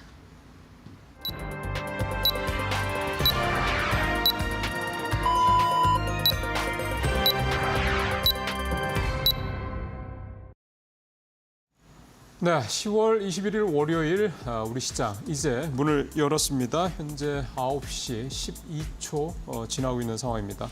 지금 SK 하이닉스 앞서 코스피 쪽에서 고은벨 앵커가 체크를 해주셨는데 현재 1% 정도 오르면서 좀 출발하고 있는 상황이고요.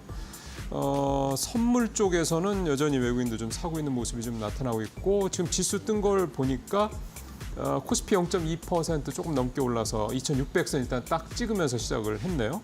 코스닥은 0.1% 정도 올라서 754선 정도로 일단 시작을 하는 그런 모습이 좀 나타나고 있습니다. 예, 앞서 말씀하셨던 것처럼 오늘 일단 시작은 코스피 코스닥 아주 강보합정 수준에서 시작을 좀 하고 있는 그런 상황이고요. 아직 흐름이 그렇게 지금 상황에서는 뚜렷하게 뭔가 어떤 모습을 좀 보여주지는 않고 있는 그런 모습입니다. SK하이닉스 조금 더 올라가는 모습이 나타나 있고 2차 전지주 앞서 동시호가 때 지난주에서 조금 더 이번 주 월요일도 조금 부진한 모습이라고 동시호가상에 나타났는데 지수 좀 한번 봐야 될 것 같고요. 지금 시가총액 쪽도 보면 삼성전자 빼고 시가총액 1위부터 10위까지 종목들은 좀 대부분 다 한 1%에서 0.5% 정도로 좀 오르고 있는 그런 모습들 나타나고 있는 상황인데 자, 출발 상황을 좀 더 좀 자세하게 고은벨 앵커 통해서 하나하나 좀 살펴보도록 하겠습니다. 네, 월요일장 국내 증시 출발을 했습니다. 출발 상황 확인을 해볼 텐데요. 우선 개장 직후에 우리 시장의 분위기는 괜찮습니다. 보합권 내에서 상승 시도를 좀 지속적으로 높이기 위해 시도를 하고 있는 분위기인데요. 어제 글로벌 시장을 좀 전반적으로 보게 됐을 때 미국 대선이 3주가 채 남지 않았습니다. 트럼프 전 대통령의 가능성이 조금 더 힘이 실리면서 이로 인해 금이 최고치를 좀 경신하고 있고요. 달러가 강세를 보이고 있다는 점 그리고 비트코인이 강세를 보이고 있다는 점 체크해 보셔야 될 것 같고요. 아시아 시장에서 좀 확인을 해 보셔야 되는 게 엔화가 2달 반 만에 최저치를 기록하고 있다는 점 체크해 보셔야 될 것 같고 인민은행이 오늘 금리를 인하할 가능성이 지금 이야기가 지속적으로 나오고 있습니다. 이와 관련해서 국내 증시의 동향 그리고 환율적인 부분을 확인을 좀 꼼꼼하게 해 보셔야 될 것 같습니다. 우선 지수단에서 흐름은 괜찮습니다. 코스닥 하락 출발을 좀 예상하고 있었는데 현재 구간 상승폭이 조금 더 커지고 있는 모습이고요. 754선에서 출발을 지금 하고 있습니다. 유가증권 시장도 0.4% 이상 상승하면서 2,605포인트 선 지금 움직이고 있고요. 시가총액 대형주들 흐름 괜찮았는데요. 그보다 중소형 관련 기업들의 흐름도 괜찮은 것으로 확인되고 있습니다. 그럼 조금 더 자세한 상황 이데일리 스핀을 통해서 살펴보도록 하겠습니다. 이데일리 스핀을 통해서 우선 시가총액 상위 종목들의 출발 상황 살펴볼 텐데요. 삼성전자가 오늘 좀 부진하고요. SK 하이닉스는 오늘 1% 이상 상승하면서 엇갈린 모습 나타나고 있습니다. 삼성전자의 위기설이 좀 지속적으로 거론이 되고 있습니다. 오늘 주가의 방향성 역시나 좀 부진한 모습이고요. 과연 외국인의 이탈이 언제까지 이어질지는 좀 체크를 해보셔야 될 것 같습니다. 반면 SK하이닉스는 1.4%가량 상승으로 출발했습니다. 미국에서 당국이 TSMC에 대한 중국 화웨이와의 그 연관성을 조사하겠다라고 이야기를 했음에도 불구하고 SK하이닉스는 오늘 1% 이상의 강한 상승 나오고 있는데요. 우선 엔비디아 목표 주가 지속적으로 상향 조정되고 있는 분위기고요. 3분기 실적이 긍정적으로 전망되고 있는 부분이 주가를 부양하는 동력으로 작용하고 있습니다. 오늘 삼성전자를 제외하고는 10위권의 종목들 일제히 상승으로 출발했습니다. 2차 전지, LG 에너지솔루션 0.5%가량 상승 출발했고요. 포스코홀딩스도 1% 이상 상승 출발, 삼성, SDI, 포스코 퓨처엠 2차 전지 전반적으로 지난주 조정을 받았었는데 반발 매수세가 유입되고 있는 것으로 보입니다. 특히나 오늘 시총 상위권에 있는 종목들 가운데서는 삼성 바이오로직스가 3%에 가까운 강한 시세를 분출하고 있다는 게 특징적입니다. 우선 정부에서도 좀 긍정적인 방향성을 제시했습니다. 국가바이오위원회를 곧 출범할 것이다라는 언급이 나오기도 했었는데요. 그에 대한 영향 바이오 관련 기업들 다시금 투자 심리가 살아나고 있고요. 셀트리온이 1.4%가량 강한 상승 이어가고 있습니다. 현대차, 기아 같은 경우 현대차가 2% 이상의 상승력을 내고 있다는 게 긍정적입니다. 역시나 실적에 대한 기대감 나오고 있고요. 내년에 인도 현지에서 전기차를 처음으로 생산할 것이다라는 이슈도 함께 있습니다. 체크해 보시면 좋을 것 같고요. KB금융과 신한주도 지금 금융권 관련된 거 그리고 삼성생명과 같은 보험 관련주들도 상승 출발을 했고요. 오늘 전반적인 시가총액 상위권들 가운데 카카오가 2.8%가량의 강한 상승 나오고 있다는 점도 확인을 해보셔야 될 것 같습니다. 그럼 계속해서 코스닥 시가총액 상위 종목들 함께 살펴보시죠. 코스닥 같은 경우에는 오늘 좀 혼조세가 펼쳐지고 있는 모습입니다. 같은 섹터 가운데서도 좀 종목군들 별로 엇갈리는 모습이 나타나고 있는데요. 제약바이오 기업들 가운데서는 알테오젠과 리가켄바이오가 소폭의 하락이 나타나고 있고 HLB는 오히려 0.5%가량 상승으로 출발을 하고 있습니다. 에코프로 그룹주들도 엇갈린 움직임이고요. 반면 미용 관련된 기업들은 오늘도 흐름이 괜찮습니다. 클래시스, 휴젤이 오늘 일제히 상승으로 출발했고요. 셀트리온 제약도 0.9%가량 상승, LC팜이 2% 이상 상승하면서 오늘 제약바이오 기업들 가운데서는 흐름 괜찮고요. 펩트론도 최근 시세 정말 좋습니다. 지난주에 이어서 이번 주 역시나 시세 연속성을 가져가고 있다는 점 체크해 보셔야 될 것 같습니다. 반면 파마리서치, 삼천단 제약같이 같은 제약바이오 가운데서도 순환매가 좀 빠르게 돌고 있다는 점을 확인해 보셔야 될 것 같고요. 그리고 지금 반도체 관련 기업들 가운데서는 HBSP가 0.6% 소폭의 하락세가 확인이 되고 있고요. 리노공업도 좀 쉬어가고 있다는 점 확인을 해 보셔야 될 것 같습니다. 오늘 시총 상위단에서 바이오가 좀 등락을 거듭하고 있다는 점, 차별적인 움직임이 나오고 있다는 점 특징적이고 엔터주들의 흐름도 괜찮다는 점 확인을 해보시고 넘어가시면 좋을 것 같습니다. 그럼 계속해서 업종별 상승률 상위 종목 함께 살펴보겠습니다. 네, 시장을 주도하고 있는 업종은 어떤 업종일까요? 오늘 온라인 플랫폼 업종이 1.7% 상승하면서 가장 흐름이 좋습니다. 카카오가 2% 이상 상승하면서 온라인 관련 업종 자체를 좀 끌어올리고 있는 것으로 보이고요. SK 하이닉스가 강한 상승 나오면서 전기전자도 1.5%가량의 상승력 나오고 있습니다. 국제유가가 하락했는데 오늘 오히려 정유 관련 업종은 0.8%가량 상승하고 있고요. 바이오, 삼성바이오로직스를 필두로 해서 오늘 흐름 괜찮습니다. 다소 엇갈리는 분위기가 나오는 종목군들도 있습니다만 전반적인 추세를 봤을 때 바이오 최근 흐름 괜찮다는 점 확인해 보셔야 될 것 같고요. 현대차 같은 경우에 오늘 시세를 분출하고 있는데 자동차 업종 괜찮고 제약 그리고 통신, 금융과 같은 방어주 그리고 배당 성향이 있는 기업군들이 있는 그런 업종군들도 흐름이 좋습니다. 시장 분위기는 다소 괜찮은 듯 보입니다. 그렇다면 전문가들은 어떠한 투자 포인트로 오늘 시장 확인하고 있을까요? 지금부터 살펴보시죠. 예, 조금 전에 속보 나온 거 잠깐 말씀을 드리면 10월 1일부터 20일까지 수출이 2.9% 감소를 한 것으로 나타났습니다. 무역 적자 10억 달러 정도 기록했다 이렇게 나오는데 아무래도 환율이 좀 하락한 거, 원화 가치가 좀 상승한 그 영향이 10월 달 수출 초반 현재 상황에서 좀 영향을 미치고 있다 이렇게 좀 봐야 될 것 같습니다. 아직 열흘 정도 더 남았고요. 10월치 전체를 또 좀 봐야 될 필요는 분명히 있습니다. 계속해서 다시 시장으로 돌아와서 김민수 대표님께서 먼저 좀 여쭤볼게요. 오늘 시장 특징 어떻게 보고 계십니까? 네, 일단은 시장이 2600선 위쪽으로 빠르게 시도를 했는데 힘이 좀 떨어지나요? 특히 약간 다시 2600선 밑으로 들어오고 있는 부분들이고 오늘은 일단 외국인들 쪽에서 선물 매수가 좀 강해 보입니다. 이를 통해서 오늘 그래도 좀 위험한 지수대 2590선을 이탈 안 하고 돌리려고 하는 모습들이 나오는 건 나쁘지 않다고 보여지고 있는데 또 미니 옵션 만기일이죠. 그러다 보니까 그에 따라서 선물 플레이가 유입되면서 시장의 반전 기회가 만들어지는지는 조금 더 체크를 해봐야 될 것 같고요. 아직까지 오늘도 변동성이 좀 크겠다라는 생각들은 하면서 여전히 시총 상위 쪽에 삼성전자 무거워지는 모습들 이의 여파가 또 다른 쪽의 섹터를 이끌어내는지 계속 또 체크를 해봐야 될 것 같은데요. 업종별로 보게 되면 그래도 오늘 대부분의 업종이 상승 출발하면서 시작은 했지만 빠르게 또 바뀌어지는 모습들로 봐야 될 것 같고요. 특히 의약품, 전기가스업, 통신, 기계 쪽 강한 모습들이고 상대적으로 섬유유복, 종이목재, 음식료, 철강금속 약간 한 절반 정도는 하락하고 나머지는 또 끌어올리는 그런 모습들로 보여줬을 때 오늘도 다른 것보다 시장에 대한 어떤 강한 변화에 대한 기대보다는 그래도 어떤 섹터 쪽으로 봐야겠다라는 쪽으로 생각이 들고 있고요. 그런 가운데 오늘도 똑같습니다. 외국인들 선물 매수, 현물 매도 쪽에서 어떤 쪽에 무게가 좀 더 실리는지 체크를 해봐야 될 것 같습니다. 자, 신 의원님 어떻게 오늘 오전 장상 어떻게 보고 계세요?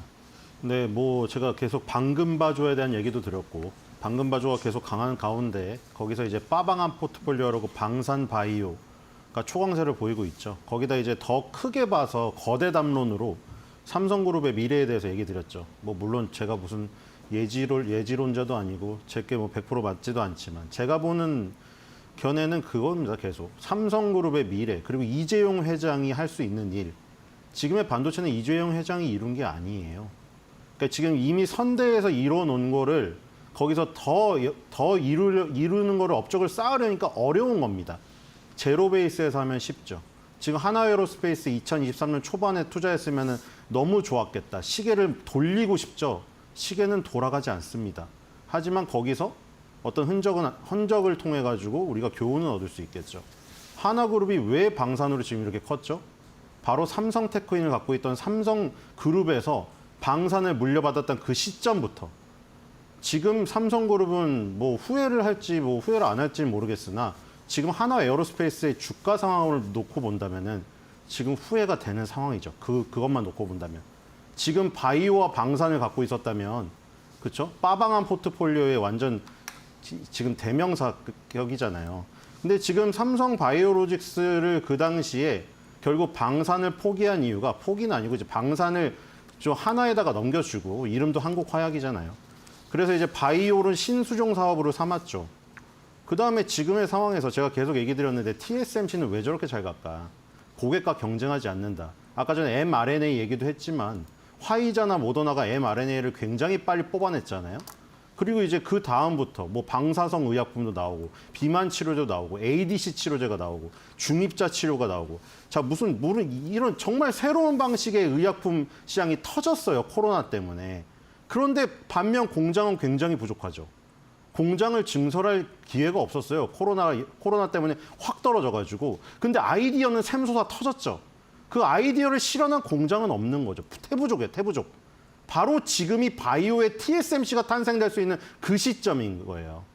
하나에어로스페이스를 2023년에 안 사는 게 후회가 된다고 했죠. TSMC를 초반에 못 산 게 지금 한이 되잖아요. TSMC를 10년 전에 샀다면. 그렇죠? 바로 그 시점이 지금 삼성바이오로직스의 그 시점이에요. 제가 보기. 그러니까 앞으로 5년에서 10년은 삼성그룹의 중심이 삼성바이오로직스로 올 확률이 높기 때문에 여기가 바로 타이밍입니다. 사실 기술적으로도 다 얘기를 드렸습니다. 5년 동안 행보했던 구간을 뚫고 있죠. 그러면 그 전에 2019년에서 2020년에 나왔던 상승 크기만큼은 기본적으로 나올 가능성이 큰 겁니다. 저렇게 시가총액이 큰 것은 어떤 조막손 세력이 일부 조정할 수가 없어요. 외국인 기관 일부 세력이 저걸 만들 수도 없습니다. 전체 엄청나게 많은 변수를 가진 여러 가지 조합이 합쳐서 공감대가 형성될 때만 저게 기술적인 모습이 저렇게 나오는 시가총액 수준이기 때문에 차트를 보고 해도 상관이 없습니다. 그냥 제가 말한 거는 차트 얘기만 들으면 재미없으니까 그냥 덤으로 얹은 것뿐이에요. 차트에서 사실 모든 걸 말해주고 있습니다. 그렇기 때문에 삼성바이오로직스는 지금 5년 만에 최고의 투자기에 그렇죠? 올인의 기회죠, 저기는 사실. 그렇기 때문에 눈여겨보시기 바라고 아까 전에 바이넥스도 나오고 지금 ST팜도 나오고 프레스티 바이오로직스도 있습니다. 이 생물보안법이란 게 모멘텀으로 크게 작용할 가능성이 커요. 물론 일본, 인도가 가만히 있지 않겠죠.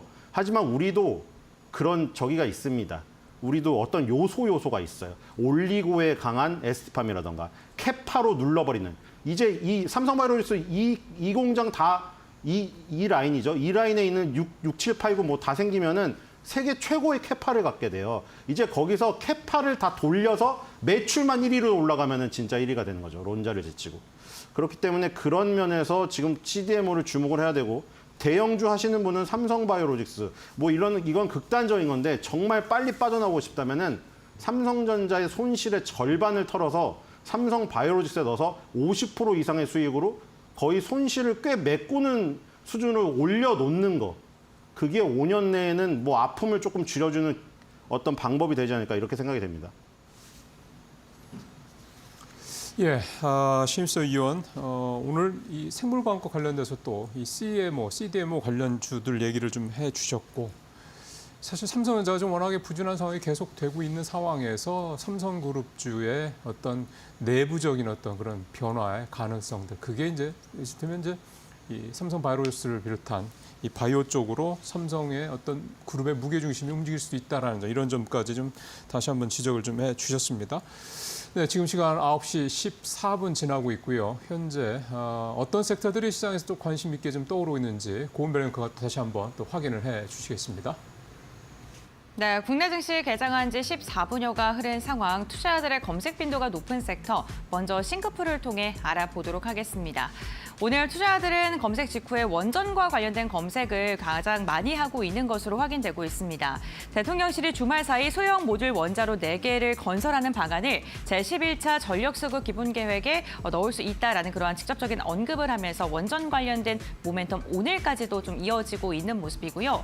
내일부터 25일까지 폴란드의 대통령 부부가 국빈으로 방문을 하는데 24일 날 윤 대통령과 정상회담이 예정되어 있습니다. 방산과 원전 모멘텀 관련해서 또 이슈가 될 수 있는 만큼 체크해 보시면 좋을 것 같고요. 이와 함께 오늘 영풍그룹에 대한 검색 빈도도 굉장히 높습니다. 오늘 고려한 분쟁이 굉장히 중대한 분수령이 되는 날인 만큼 역시나 투자자들의 검색 빈도 높습니다만 지금 매도 물량이 조금 더 많은 것으로 보입니다. 영풍그룹 관련 섹터는 좀 하락을 하고 있고요. 또 지금 지배구조와 관련해서 두산그룹도 함께 확인을 해보셔야 될 것 같습니다. 사업구조 재편을 좀 추진한다라는 이야기가 나왔는데 사실 대주주들이 좀 반대를 하면서 좀 무산됐던 부분에 대해서 다시금 이 비율에 대한 조정을 하고 또 다시 좀 재편을 하겠다라는 이야기가 나오면서 두산그룹주들의 검색 빈도도 많은 것으로 확인되고 있습니다.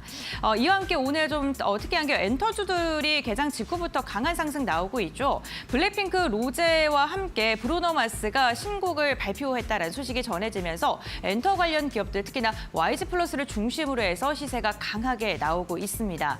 전 세계적으로 또 K 콘텐츠가 또 유행을 하고 있는 만큼 이와 관련돼서 엔터주도 오랜만에 좀 기지개를 켜고 있다는 점 체크해 보시면 좋을 것 같고요. 대왕고래도 마지막으로 확인해 보겠습니다. 대왕고래 관련 모멘텀은요. 세계 1위 시추 기업인 슐럼버거가 동해가스전 개발 사업에 참여한다는 소식이 전해졌습니다. 이로 인해 오늘 대왕고래 이슈도 좀 주목해 보실 만한 듯합니다. 그렇다면 투자자들의 검색 빈도가 높은 섹터 싱크풀을 통해 확인을 해봤고요. 이데일리 스핀을 통해서 지금 이 시각 시장을 주도하고 있는 종목들 확인해 보겠습니다. 가장 먼저 상승률 상위 종목부터 살펴볼 텐데요. 오늘 상승률이 가장 좋은 종목은요. 루미르입니다. 위성과 관련되어 있는 우주항공과 관련된 사업을 영위하고 있는 기업이고요. 오늘 시장에 새롭게 입성한 신규 새내기주이기도 합니다. 우선 맨 처음에 공모가가 체결됐을 때는요. 공모가가 기업에서 원했던 것을 많이 하회했습니다. 20%가량 하회하면서 공모가가 정해졌었는데 현재 구간에는 49%가량 강한 상승이 나오고 있고요. 시오박스 같은 경우에는 로봇 부분을 좀 분할을 해서 경영 책임을 강화하겠다라는 개별적인 이슈가 나오면서 가격 제한폭까지 상승을 했습니다. YG 로제와 관련된 이슈 말씀드렸죠. YG 플러스가 17%가량의 강한 상승 나오고 있고요. 최근에 북한이 지금 러시아로 사람을 파견을 하면서 이로 인해 제3차 대전이다라는 그런 말이 우크라이나 측에서 지금 나오고 있습니다. 그로 인해 오늘 또 방산 기업들에 대해 주목도가 굉장히 크고요. 대표적으로 넥스틸도 17%가량 상승하고 있고 한일단조도 16%가량의 오름세가 확인되고 있습니다. 앞서 저희가 개장 전 탑3를 이야기할 때 제니액에 대한 언급이 나왔었습니다. 목표 주가 상향 조정에 대한 이야기를 해주셨는데 오늘 14%가량의 강한 상승이 나오고 있다는 점 체크해 보셔야 될 것 같고요. 이와 함께 오늘 한국파마 랩지노믹스와 같은 진단키트 그리고 비만 치료제 관련 기업들 여전히 뜨겁다는 점 살펴보시면 좋겠습니다. 그렇다면 거래량이 강하게 실리고 있는 기업은 또 어떤 게 있을까요? 지금부터 알아보겠습니다. 거래량 상위 종목 살펴보겠습니다. 신규 새내기주인 루미르가 역시나 오늘 거래량 가장 강하게 실리고 있고요. 랩지노믹스 진단키트 관련 기업 그리고 오늘 원전 관련 기업의 모멘텀도 괜찮습니다. 우리 기술이 5%가량의 상승, 두산 에너빌리티도 상위권에 이름을 올리고 있고요. 방산 기업들이 대거 이름 올리고 있습니다. 한일단조는 물론이고요. 스페코도 지금 상위권에 이름 올리고 있고 넥스틸, 퍼스텍과 같은 오늘 방산 관련 기업들의 시세도 좀 눈여겨보면 좋을 것 같고요. 원전과 관련돼서 BHI 저희가 앞서서 자세하게 소개해드렸는데 오늘 7%에 가까운 오름세가 확인되고 있습니다. 네, 이렇게 시장에서 주목받고 있는 종목군들까지 살펴봤습니다. 그렇다면 전문가들은 어떠한 종목을 눈여겨보고 있을까요? 지금부터 알아보겠습니다. 예, 김민수 대표부터 좀 한번 말씀 들어볼까요? 네, 일단 앞서 잠깐 말씀하셨지만 오늘 상승률 가장 높은 종목 중에서 YG 플러스가 눈에 띕니다. 또 브루노 마스랑 로제가 부른 아파트, 예, 이거 뜨기 시작하면서 시장에서 분위기가 커지는 것 같고요. 그런 쪽에서 또 하나가 흑백요리사 관련된 경연 프로그램 쪽에서 새로운 아이돌 오디션 프로그램을 YG 플러스의 자회사와 함께 YG 플러스 쪽이죠. 이쪽과 예. 함께 또 선보인다라는 쪽의 기대감이 같이 또 커진다 이렇게 봐야 될 것 같습니다. 두 번째는 넥스틸입니다. 넥스틸 같은 경우도 지금 강관 쪽에서 주가 흐름들 나쁘지 않은 모습들 쪽인데 유독 많이 오르는 이유는 대형거래 프로젝트 쪽에서 기자재를 공급한다라는 계약이 또 이어지다 보니까 그에 따라서 주가 탄력들이 강한 걸로 보여지고 있는데 넥스틸은 솔직히 그렇게 싼 종목은 아닙니다. 하지만 모멘텀에 따라서 강하게 움직이는 종목이기 때문에 그런 정도를 좀 이용하는 정도로 보시는 게 어떨까 생각되고 있고요. 마지막으로는 원자력 발전 관련된 쪽들 국내 쪽에서도 계속 부각을 받기 시작합니다. 그런 쪽에서 종목들의 변화, 특히 앞서 말씀드렸던 두산 에너빌리티를 비롯해서 BHI가 탄력이 좋고요. 또 우진엔텍 같은 경우도 오랜만에 한 10%대 넘게 상승세를 보이고 있는 흐름들인데 단기 모멘텀은 계속 확보가 되는 모습들로 이어가지만 추세는 특히 이제 미국의 빅테크 기업들이 계속 나머지 우리 준비 못했던 빅테크 기업들도 같은 소형 원자로에 대한 관심을 보인다. 그러면 계속 주가에 대한 관심이 높아질 수가 있기 때문에 이 부분은 계속 또 체크를 해보시는 게 좋겠다. 이렇게 말씀드리겠습니다. 예. BHI, 우진엔텍, 두산에너빌리티 최근에 이 SML 관련주들, 원전 관련주들까지 좀 말씀을 좀 들어봤고요. 자, 신 의원님은 어떤 거 보고 계십니까? 근데 아까 제닉 얘기를 했는데 제닉이 20% 넘게 오르니까 좀 재밌어서 자, 여기서 우리가 화투를 칠 때 3고를 가려고 외치다가 중간에 물 먹는 경우가 꽤 많죠. 투고에서 멈추려다가 한 번 더 하고 싶은 그런 인간의 욕심. 쉽지 않죠, 그거. 그렇죠. 자, 보세요. 일단 제닉은 마스크팩이죠. 화장품에서 제일 진입 장벽이 낮은 게 마스크팩이에요. 그래서 그렇게 중국 업체들이 마스크팩 쪽에 많은 겁니다. 그런데 뭐 저기 색조 화장 중에 고급 색조 화장이라든가 기초 화장 중에 좀 이 기능이 많이 들어간 그거는 대부분 중국 브랜드들이 우리나라 OEM, ODM을 맡겨요. 코스맥스, 한국콜마, 코스메카 코리아, CNC 인터내셔널 우리나라 4대 업체에게. 그만큼 기술력이 없다는 거죠. 그거 하나 있고요. 그 다음에 여기에서 대장은 뭐였죠? 뷰티에서 대장 몇 개 있었잖아요.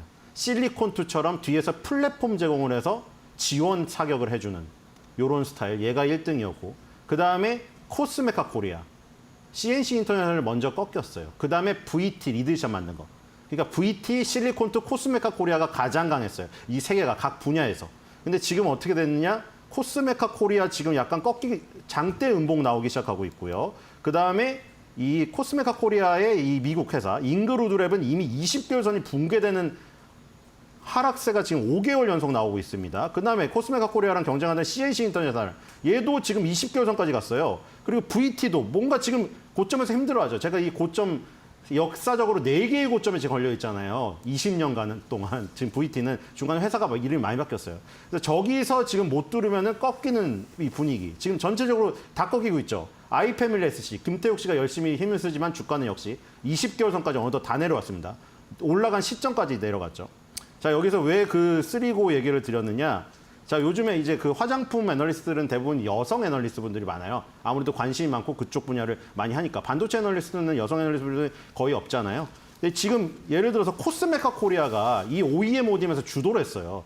코스맥스 한국콜마보다는 코스메카 코리아, CNC 인터넷을 많이 갔죠. 인디 브랜드들이 약진하면서. 아모레퍼시픽, LG생활건강에 관련된 앞에 그 1, 2위 업체들은 잘 안 갔잖아요. 근데 재미있는 게 코스메카 코리아 2024년 5월 20일 날 유한타증권의 이승은 애널리스트가 적정 주가 6만 원 보고서를 냅니다. 여기서 대박 성공했죠. 그 다음에 6월 17일 날 바로 9만 3천 원을 올려요. 7만 원대로 잠깐 떨어졌지만 10만 원 근접해서 거의 목표가에 근접했습니다. 자, 여기서 한 번 더 질르십니다. 여기서 11만 원을 질러버립니다. 지금 한 3개월 간격으로 계속 레이스를 했죠. 3번은 연속 힘듭니다. 11만 원 목표 주가 나오자마자 바로 8만 원 이하로 갔죠. 이게 굉장히 어려운 거거든요. 지금 제닉도 마찬가지예요. 제닉 오늘 20% 오르지만 여기서 3만 5천 원을 바로 간다는 거는 굉장히 어려워요. 물론 6개월, 12개월 타임 호라이즌을 두고 보고서를 내지만 일반 소비자들, 일반 투자자들은 그런 거 안 봐요. 그냥 증권사 목표 주가를 내면은 야, 오늘 사나 보다. 이렇게 생각하면서 그게 역으로 돌아올 가능성이 큽니다. 그래서 악플이 달릴 가능성이 있기 때문에 조심하셔야 될 것 같다는 생각이 들고요. 그래서 제닉 같은 경우에 오늘 많이 오르지만 갖고 계신 분이 계시다면은 그냥 마음 좋게 이익 실현을 해야 될 때가 아닌가. 지금 RSI가 90입니다. 바로 이걸 만약에 3만 5천을 간다고 해도 이 꺾여가지고 이 어떤 그 상승 N자의 중간고리를 만들고 가야 돼요. 그래서 그렇게 생각을 해보시면 좋을 것 같습니다. 네, 알겠습니다. 오늘 신일서 위원님께서는 제닉 그리고 화장품과 관련돼서 굉장히 좀 자세하게 이야기를 해주셨고요. 목표 주가 증권가가 제시한 거는 또 3개월간의 추이를 좀 봐야 된다라고 이야기해 주셨으니까 참고해 보시면 좋을 것 같은데요. 그다음에 오늘 개장하고 나서 두 분께서는 오늘 시장 키포인트 어떻게 꼽았는지를 한번 들어보도록 하겠습니다. 우선 대표님 말씀해 주시죠. 네, 일단 지금 시장은 또 밑으로 쭉 쳐졌다가 다시 올라옵니다. 아주 오늘 시작부터 30분도 안 됐는데 변동성 상당히 큽니다. 이런 부분 쪽에서 그래도 2,590선 잘 지키고 그리고 또 시장이 꿈틀거리려고 하는 모습들을 계속 체크해야 될 것 같고요. 그런 차원으로 봤었을 때 오늘도 일단 섹터에 대한 모습들은 강합니다. 오랜만에 의료 AI 쪽 올라오는 것도 바이오 쪽의 한 축으로 또 연결을 시키지 않나 생각되고 있고요. 그런 쪽에서 전력 설비 여전히 원자력과 관련된 쪽의 기대감이 높으면 또 그에 따라서 연결되는 모습들이 크다 보니까 이런 섹터의 힘이 오히려 또 계속 또 시장의 모멘텀으로 부각될 수 있기 때문에 그와 함께 관련된 부분들 시장의 정체를 계속 극복해 가자 이런 쪽에 포인트를 맞춰가겠습니다. 네, 알겠습니다. 역시나 지수단에서는 좀 지지부진하지만 섹터를 잘 선별하자라고 네. 좀 지속적으로 언급해주고 계시고 그다음 신일서 위원은 키포인트 어떤 거 꼽으셨을까요? 네, 미국 어닝 시즌하고 전혀 상관없고 우리의 미들 언덕은 K바이오뿐이다. 제가 2달 동안 지금 알테오젠의 에코프로비아빈을 제치고 코스닥 1위로 오는 여정을 함께 했잖아요. 지금 그 시즌2가 코스피에서 벌어질 가능성이 큽니다. 삼성바이오로직스가 LG에너지솔루션을 제치고 시가총액 3위로 올라서는 그러니까 최소 150만 원 이상을 바라보는 여정이 시작됐다고 보시면 됩니다. 여기에 지금 올인하실 때입니다. 네, 알겠습니다. 오늘도 역시나 바이오 관련해서 좀 지속적으로 언급을 해주셨습니다. 두 분 말씀은 여기까지 듣겠습니다. 오늘 말씀 고맙습니다. 예, 수고하셨습니다.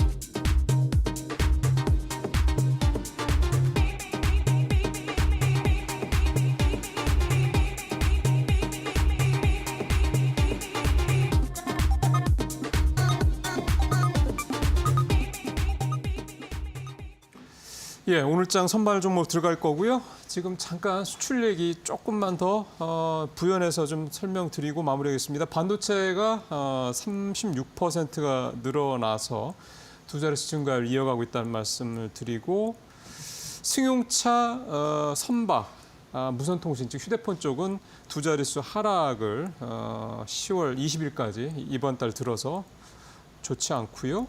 국가별로 미국이 마이너스 2%, 유럽이 9% 가까이 줄었고 일본도 마이너스 12%. 전체적으로 우리 주력 쪽이 대부분 다 줄었고 중국이 1% 늘고 베트남 늘고 대만이 90%나 늘었던 게 좀 눈에 띕니다. 자, 이 정도 수출 오늘 나온 내용들, 속보 내용들 좀 정리를 해서 말씀을 드렸고요. 계속해서 이제 오늘장 선발 종목 황혜수 차장님하고 얘기를 좀 들어보도록 하겠습니다. 차장님 안녕하십니까?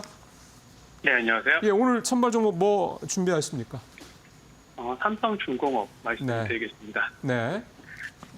네, 삼성중공업 같은 경우에는 그 이번 달 말 3분기 실적 발표가 예정이 되어 있는데요. 3분기 실적은 어떤 일회성 요인 그리고 비수기임을 감안했을 때에도 컨센서스에 부합하는 실적을 달성할 것으로 전망이 되고 있습니다.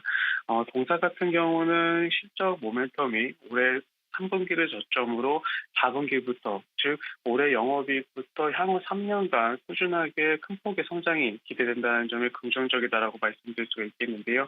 그동안 조선업종을 억눌렀었던 저가 수주가 이제는 올해 상반기 그리고 늦어도 하반기까지에는 모두 다 소진이 되고 본격적으로 고가선 수주에 따른 영업이익이 올해부터 반영이 되고 있기 때문에 삼성중공업 같은 경우도 올해 영업이익은 예상되는 영업이익은 약 4,600억 정도 수준으로 달성할 것으로 전망이 되고 있고 향후 3년간 영업이익의 퀀텀 점프가 나타날 수 있다는 점이 긍정적이다라고 말씀드릴 수가 있겠습니다.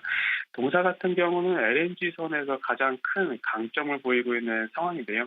고수익성의 그 LNG선 그리고 FLNG 글로벌 건조이력 1등을 바탕으로 현재 LNG 선박 산업구조 같은 경우에는 공급자 우위의 산업이 지속되고 있다는 점은 삼성중공업의 호황이 이제 본격적으로 나타날 시점이다라고 말씀드릴 수가 있겠습니다. 따라서 동사 같은 경우는 앞서 말씀드린 대로 계속해서 LNG선에 대한 수주가 이어짐에 따라 향후 2, 3년간의 이 영업이익이 큰 폭으로 다시 성장할 수 있다는 점을 다시 한번 말씀드리겠습니다. 예, 삼성중공업. 가격 전략이 아무래도 좀 중요한 시기인 것 같습니다. 어떻게 보십니까? 만원 구간대에 현재 거래가 되고 있는 부분인데요. 이 만원 초반 구간에서는 부담 없이 포트에 담으셔도 나쁘지 않은 가격대다라고 말씀을 드리겠고 목표가는 15,000원으로 말씀을 드리겠고요. 손절가는 8,000원으로 말씀드리도록 하겠습니다. 예, 오늘 황인수 차장님 삼성중공업 얘기를 해주셨고 일단 실적 시즌 다가오고 있기 때문에 실적 컨센서스 부합할 것이다 보고 계시고 고가선 수주에 따라서 향후 3년간 이익이 계속해서 좀 양호할 것으로 기대가 된다 이렇게 말씀하셨고요. 매수가는 지금 가격이고 목표가 15,000원 이렇게 말씀을 해주셨습니다. 차장님 오늘 말씀 잘 들었습니다. 고맙습니다. 감사합니다. 예. 황인수 차장과 함께 오늘 선발 종목까지 살펴봤고요. 이제 마무리할 때 됐네요. 9시 31분 현재 시간 지나고 있고요. 계속해서 이재 앵커가 진행하는 이코노미 톡 시간 이어지도록 하겠습니다.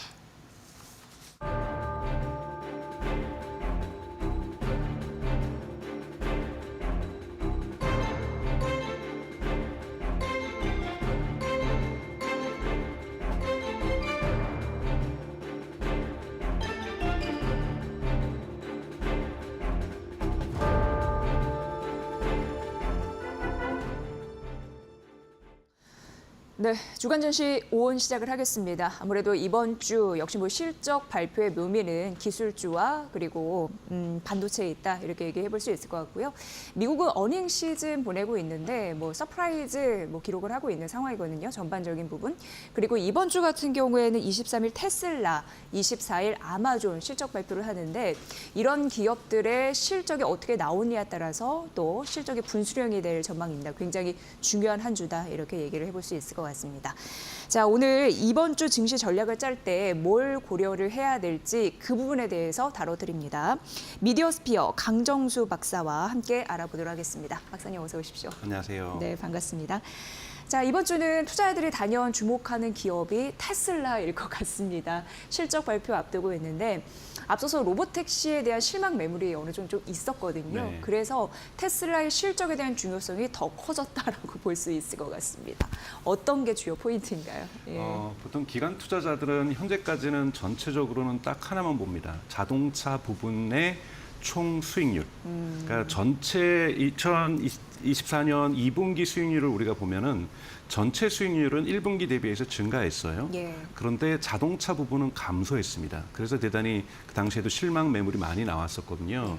보셔야 되는 것은 또 자동차 사업 부분에서 총 이익률을 계산할 때 탄소 배출권 이쪽에서 거둬들이는 이익은 또 빼버립니다. 네. 그러니까 대단히 냉정하게 기관 투자자들은 아직까지 테슬라를 자동차 기업으로 보고 있는 거고 자동차 부분에서의 순매출이 어떻게 되느냐. 그러나 탄소 배출권은 이거는 정상적인 비즈니스에서 온 것이 아니라 규제 때문에 오는 거기 때문에 대단히 큰 액수임에도 불구하고 네. 제거를 하고 이걸 개선을 하게 되는데요. 문제는 그렇다면은 우리가 테슬라의 3분기에서 자동차 총 이익률이 증가했을 것이냐 감소했을 것인가가 가장 중요한 여러분 관전 포인트고 여기에 따라서 주가가 크게 움직일 거라는 건데요. 하방 압력이 있었고 끌어올리는 압력이 있었습니다. 예를 들자면 이익률이 떨어지게 하고 있었던 것은 아무래도 9월 달에 빅컷이 있었지만 전체적으로 이거는 4분기부터 본격적으로 효과가 나타나는 거고요. 네. 그렇기 때문에 대단히 높은 이자율 속에서 경기가 어려운 상황에 있었다. 즉 대단히 할부금융을 많이 자동차 구매를 할 때 많이 하는 미국 소비자들을 중심으로 볼 때 대단히 자동차 구매에 대한 부담감이 존재했었다라는 거고 테슬라는 어쩔 수 없이 그것을 리스 서비스로 이제 처리를 했죠. 리스라는 것은 차량 자산을 갖다가 판매자에게 두는 것이기 때문에 부채의 증가를 얘기하는 거고 비용의 증가를 얘기하는 겁니다. 그리고 중국이 이제 경기 부양책에 들어갔고 물론 이제 9월 달부터는 중국에서 8, 9월이죠. 낡은 내연기관을 판매를 할 경우에는 전기차를 사는데 다시 보조금을 시작하면서 테슬라가 많이 팔리기 시작했다는 부분은 긍정적인 요인이지만 유럽 같은 경우 많이 또 팔리지 않았고요. 그래서 전체적으로 판매 상황이 판매 매출은 올라가 있었지만 계속해서 경기가 좋지 않았기 때문에 가격 할인이라든지 리스 판매가 많았기 때문에 수익률 저하 요인이 분명하게 존재한다는 거고 두 번째는 여러분 사이버 트럭입니다. 사이버 트럭이 아직까지는 손익분기점을 못 넘겼기 때문에 손익분기점은 올해 11월 또는 12월에 넘길 걸로 예상되고 있어요. 그렇다는 것은 손익분기점을 못 넘기고 판매가 계속되고 있다는 것은 마이너스 비즈니스를 했다라는 거고 비용이 증가했다라고 볼 수가 있는 거잖아요. 이 부분이 이제 비용을 그러니까 수익률을 하락시키는 요인이라고 볼 수 있고 수익률을 상승시키는 요인이 있습니다. 그 어느 때보다도 최근 2020년 들어서부터 리튬 가격이 내렸다라는 거예요. 리튬 가격이 대단히 빠른 속도로 내리고 있고 2024년에 그렇죠. 배터리 가격, 전기차에서는 배터리가 차지하는 부분이 많기 때문에 이 부분이 하락했기 때문에 이 두 요소 간의 상쇄 작용이 어느 정도 이루어졌는가에 따라서 자동차 부분 이익률이 증가했을 수도 있고 하락했을 수도 있습니다. 저는 뭐 확률로 보면은 하락할 확률이 60, 그다음에 상승할 확률이 40 정도 되지 않을까 싶은데요. 이 부분이 발표되자마자 애프터 마켓에서는 바로 반영이 될 수가 있기 때문에 이 부분은 좀 봐야 되는데 전문가 분들도 이 부분에는 대단히 팽팽하게 맞서고 있거든요. 올라갈 것이다, 내려갈 것이다. 그렇기 때문에 아직 결론이 나 있는 상황은 아니다. 그만큼 테슬라가 선방을 했다라는 부분은 우리가 인정해야 될 것 같습니다. 그러니까 사실 테슬라 입장에서도 어쩔 수 없는 선택이었을 것 같긴 합니다. 전기차 캐즘, 이거 장기에 대한 우려가 있기 때문에 어떻게 보면 모델 3나 모델 Y의 가격을 떨어뜨렸다라는 거잖아요. 그럼 자연스럽게 수익성이 좀 악화될 가능성은 있고, 그리고 뭐 4680 배터리나 뭐 말씀해 주셨듯이 그런 부분도 BEP 이런 부분 넘어야 되는데 못하는 부분도 있고, 다만 이제 원재료 그 배터리 가격 하락 이런 부분에 대한 좀 이익 상쇄 부분도 있는데 어떤 쪽이 더 튀어오르느냐. 그렇죠. 0.1%라도 누가 좀 선방을 하느냐. 그렇죠. 그게 좀 중요하다. 이렇게 말씀해 주신 것 같습니다. 이 부분에 따라서 3분기 실적 23일이죠. 그러니까 이후에 한국 시간 24일 이후로 아침 이후로 테슬라 주가는 큰 변동성을 맞이할 가능성이 높다고 볼 수가 있습니다. 네. 근데 그 로보택시 공개 이후에 테슬라 주가가 떨어졌잖아요. 근데 서학개미들이 또 열심히 죽고 있는 상황입니다. 그거는 서학개미들 같은 경우에는 장기적으로 테슬라의 성장 가능성에 대한 신뢰도가 상당히 높다고 볼 수가 있는 거고요. 그리고 이제 엔비디아 같은 경우에는 뭐 뒷부분 말씀드리겠지만 계속 오르고 있지만 얼마나 더 오를까라는 그런 좀 한계가 보인다고 본다라면 테슬라는 다시 상승의 큰 흐름을 탈 수 있다라 자율주행이라든지 옵티머스라든지 이런 기대감들이 존재하고 있기 때문에 주가가 조금이라도 내려갈 때 되면은 이러한 매수를 좀 하시는 경향성이 있는 것 같아요. 아마 이번에도 실적 발표 이후에 주가가 내려간다라면 또 많이 서학개미들이 매수하지 않을까 뭐 이런 생각은 하고 있습니다. 네. 사실 뭐 테슬라 이슈는 우리나라 주식시장 2차 전지 분위기에 굉장히 중요한 요인을 미칩니다. 최근 반등했다가 로보택시 발표 이후에 주가가 미끄러지면서 이런저런 얘기가 많았습니다. 게다가 이 미국 대선에 대한 영향도 일정 부분 좀 받아갔기 때문에 참 오르기가 쉽지 않네라고 했는데 이번 주 3분기 실적 발표 어떻게 나오냐가 굉장히 중요한 기점이 될 수 있으니까 오늘 박사님이 말씀해 주신 그 요인도 잘 보시면 될 것 같습니다. 자, 그리고 이번 주 특히 미국 증시를 이끄는 왜 우리가 매그니피센트 그 세븐이라고 얘기를 하잖아요. 그게 이제 스타트를 끊습니다. 맞습니다. 예를 들어서 뭐 22일은 마이크로소프트 알파벳 있고요. 23일 메타 있습니다.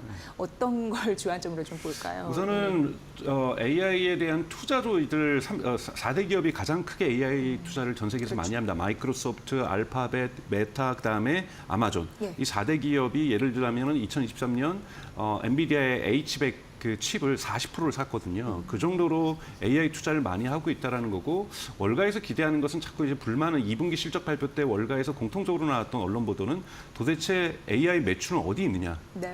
우리 언제까지 기다려야 되느냐?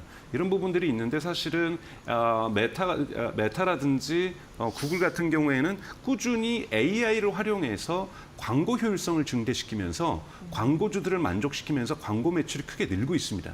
그거 긍정적이죠. 대단히 긍정적이죠. 근데 물론 이것만으로는 투자 액수를 다 방어할 수는 없습니다만 이 부분이 얼마큼 상승했는가, 즉 AI에 기반한 광고 매출 상승이 어떻게 메타하고 알파벳에 드러날 것인가를 여러분들 반드시 보셔야 되는 거고요.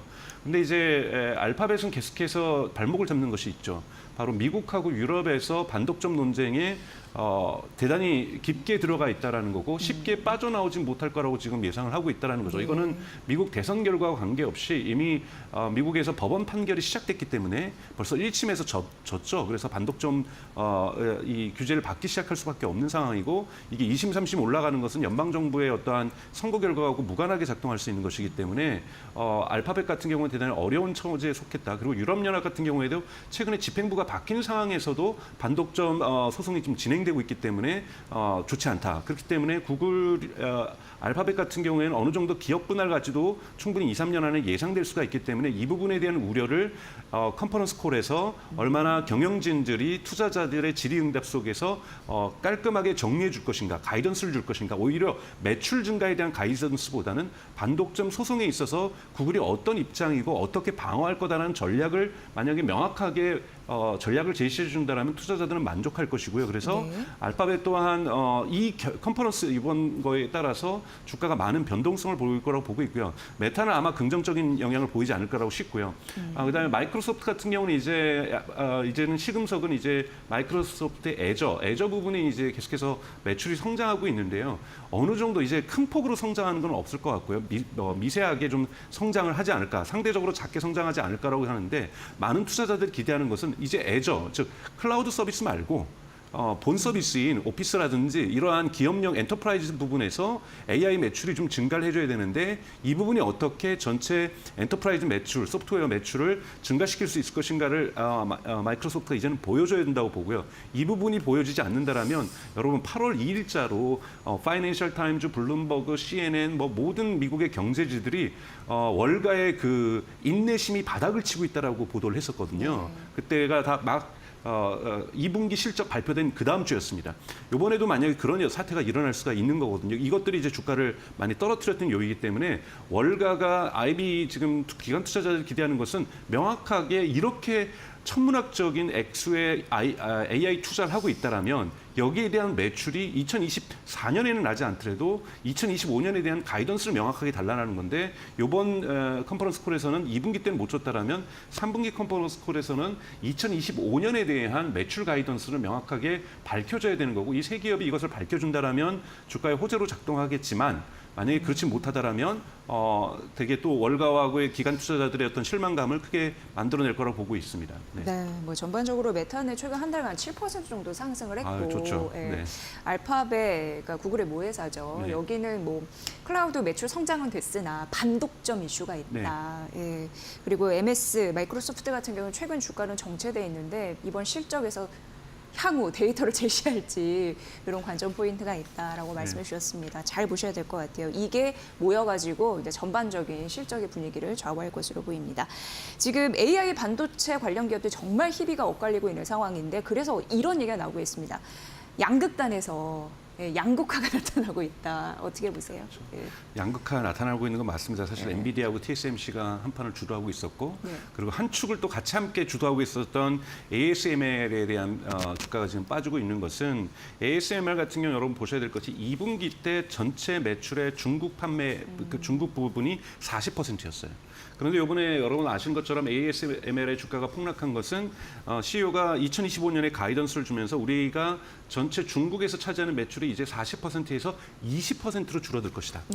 이렇게 얘기를 했고 또 하나는 AI 반도체 부분에 대한 설비 니즈는 분명하게 존재하고 있으나 휴대폰과 스마트폰과 PC에 들어가는 이러한 대중적인 저가형 반도체에 대한 설비 수요가 줄어들고 있다고 분명하게 얘기를 했거든요. 이것은 아직까지 여러분도 아시는 것처럼 스마트폰 경기가 물론 지금 9월 달에 아이폰 매출이 중국에서 예상 밖으로 크게 증가하면서 호전을 하고 있지만, 그러니까 좋은 소식을 들리고 있지만 스마트폰 전체 시장은 아직까지는 침체 위기를 벗어나고 있지 못하다고 볼 수가 있고요.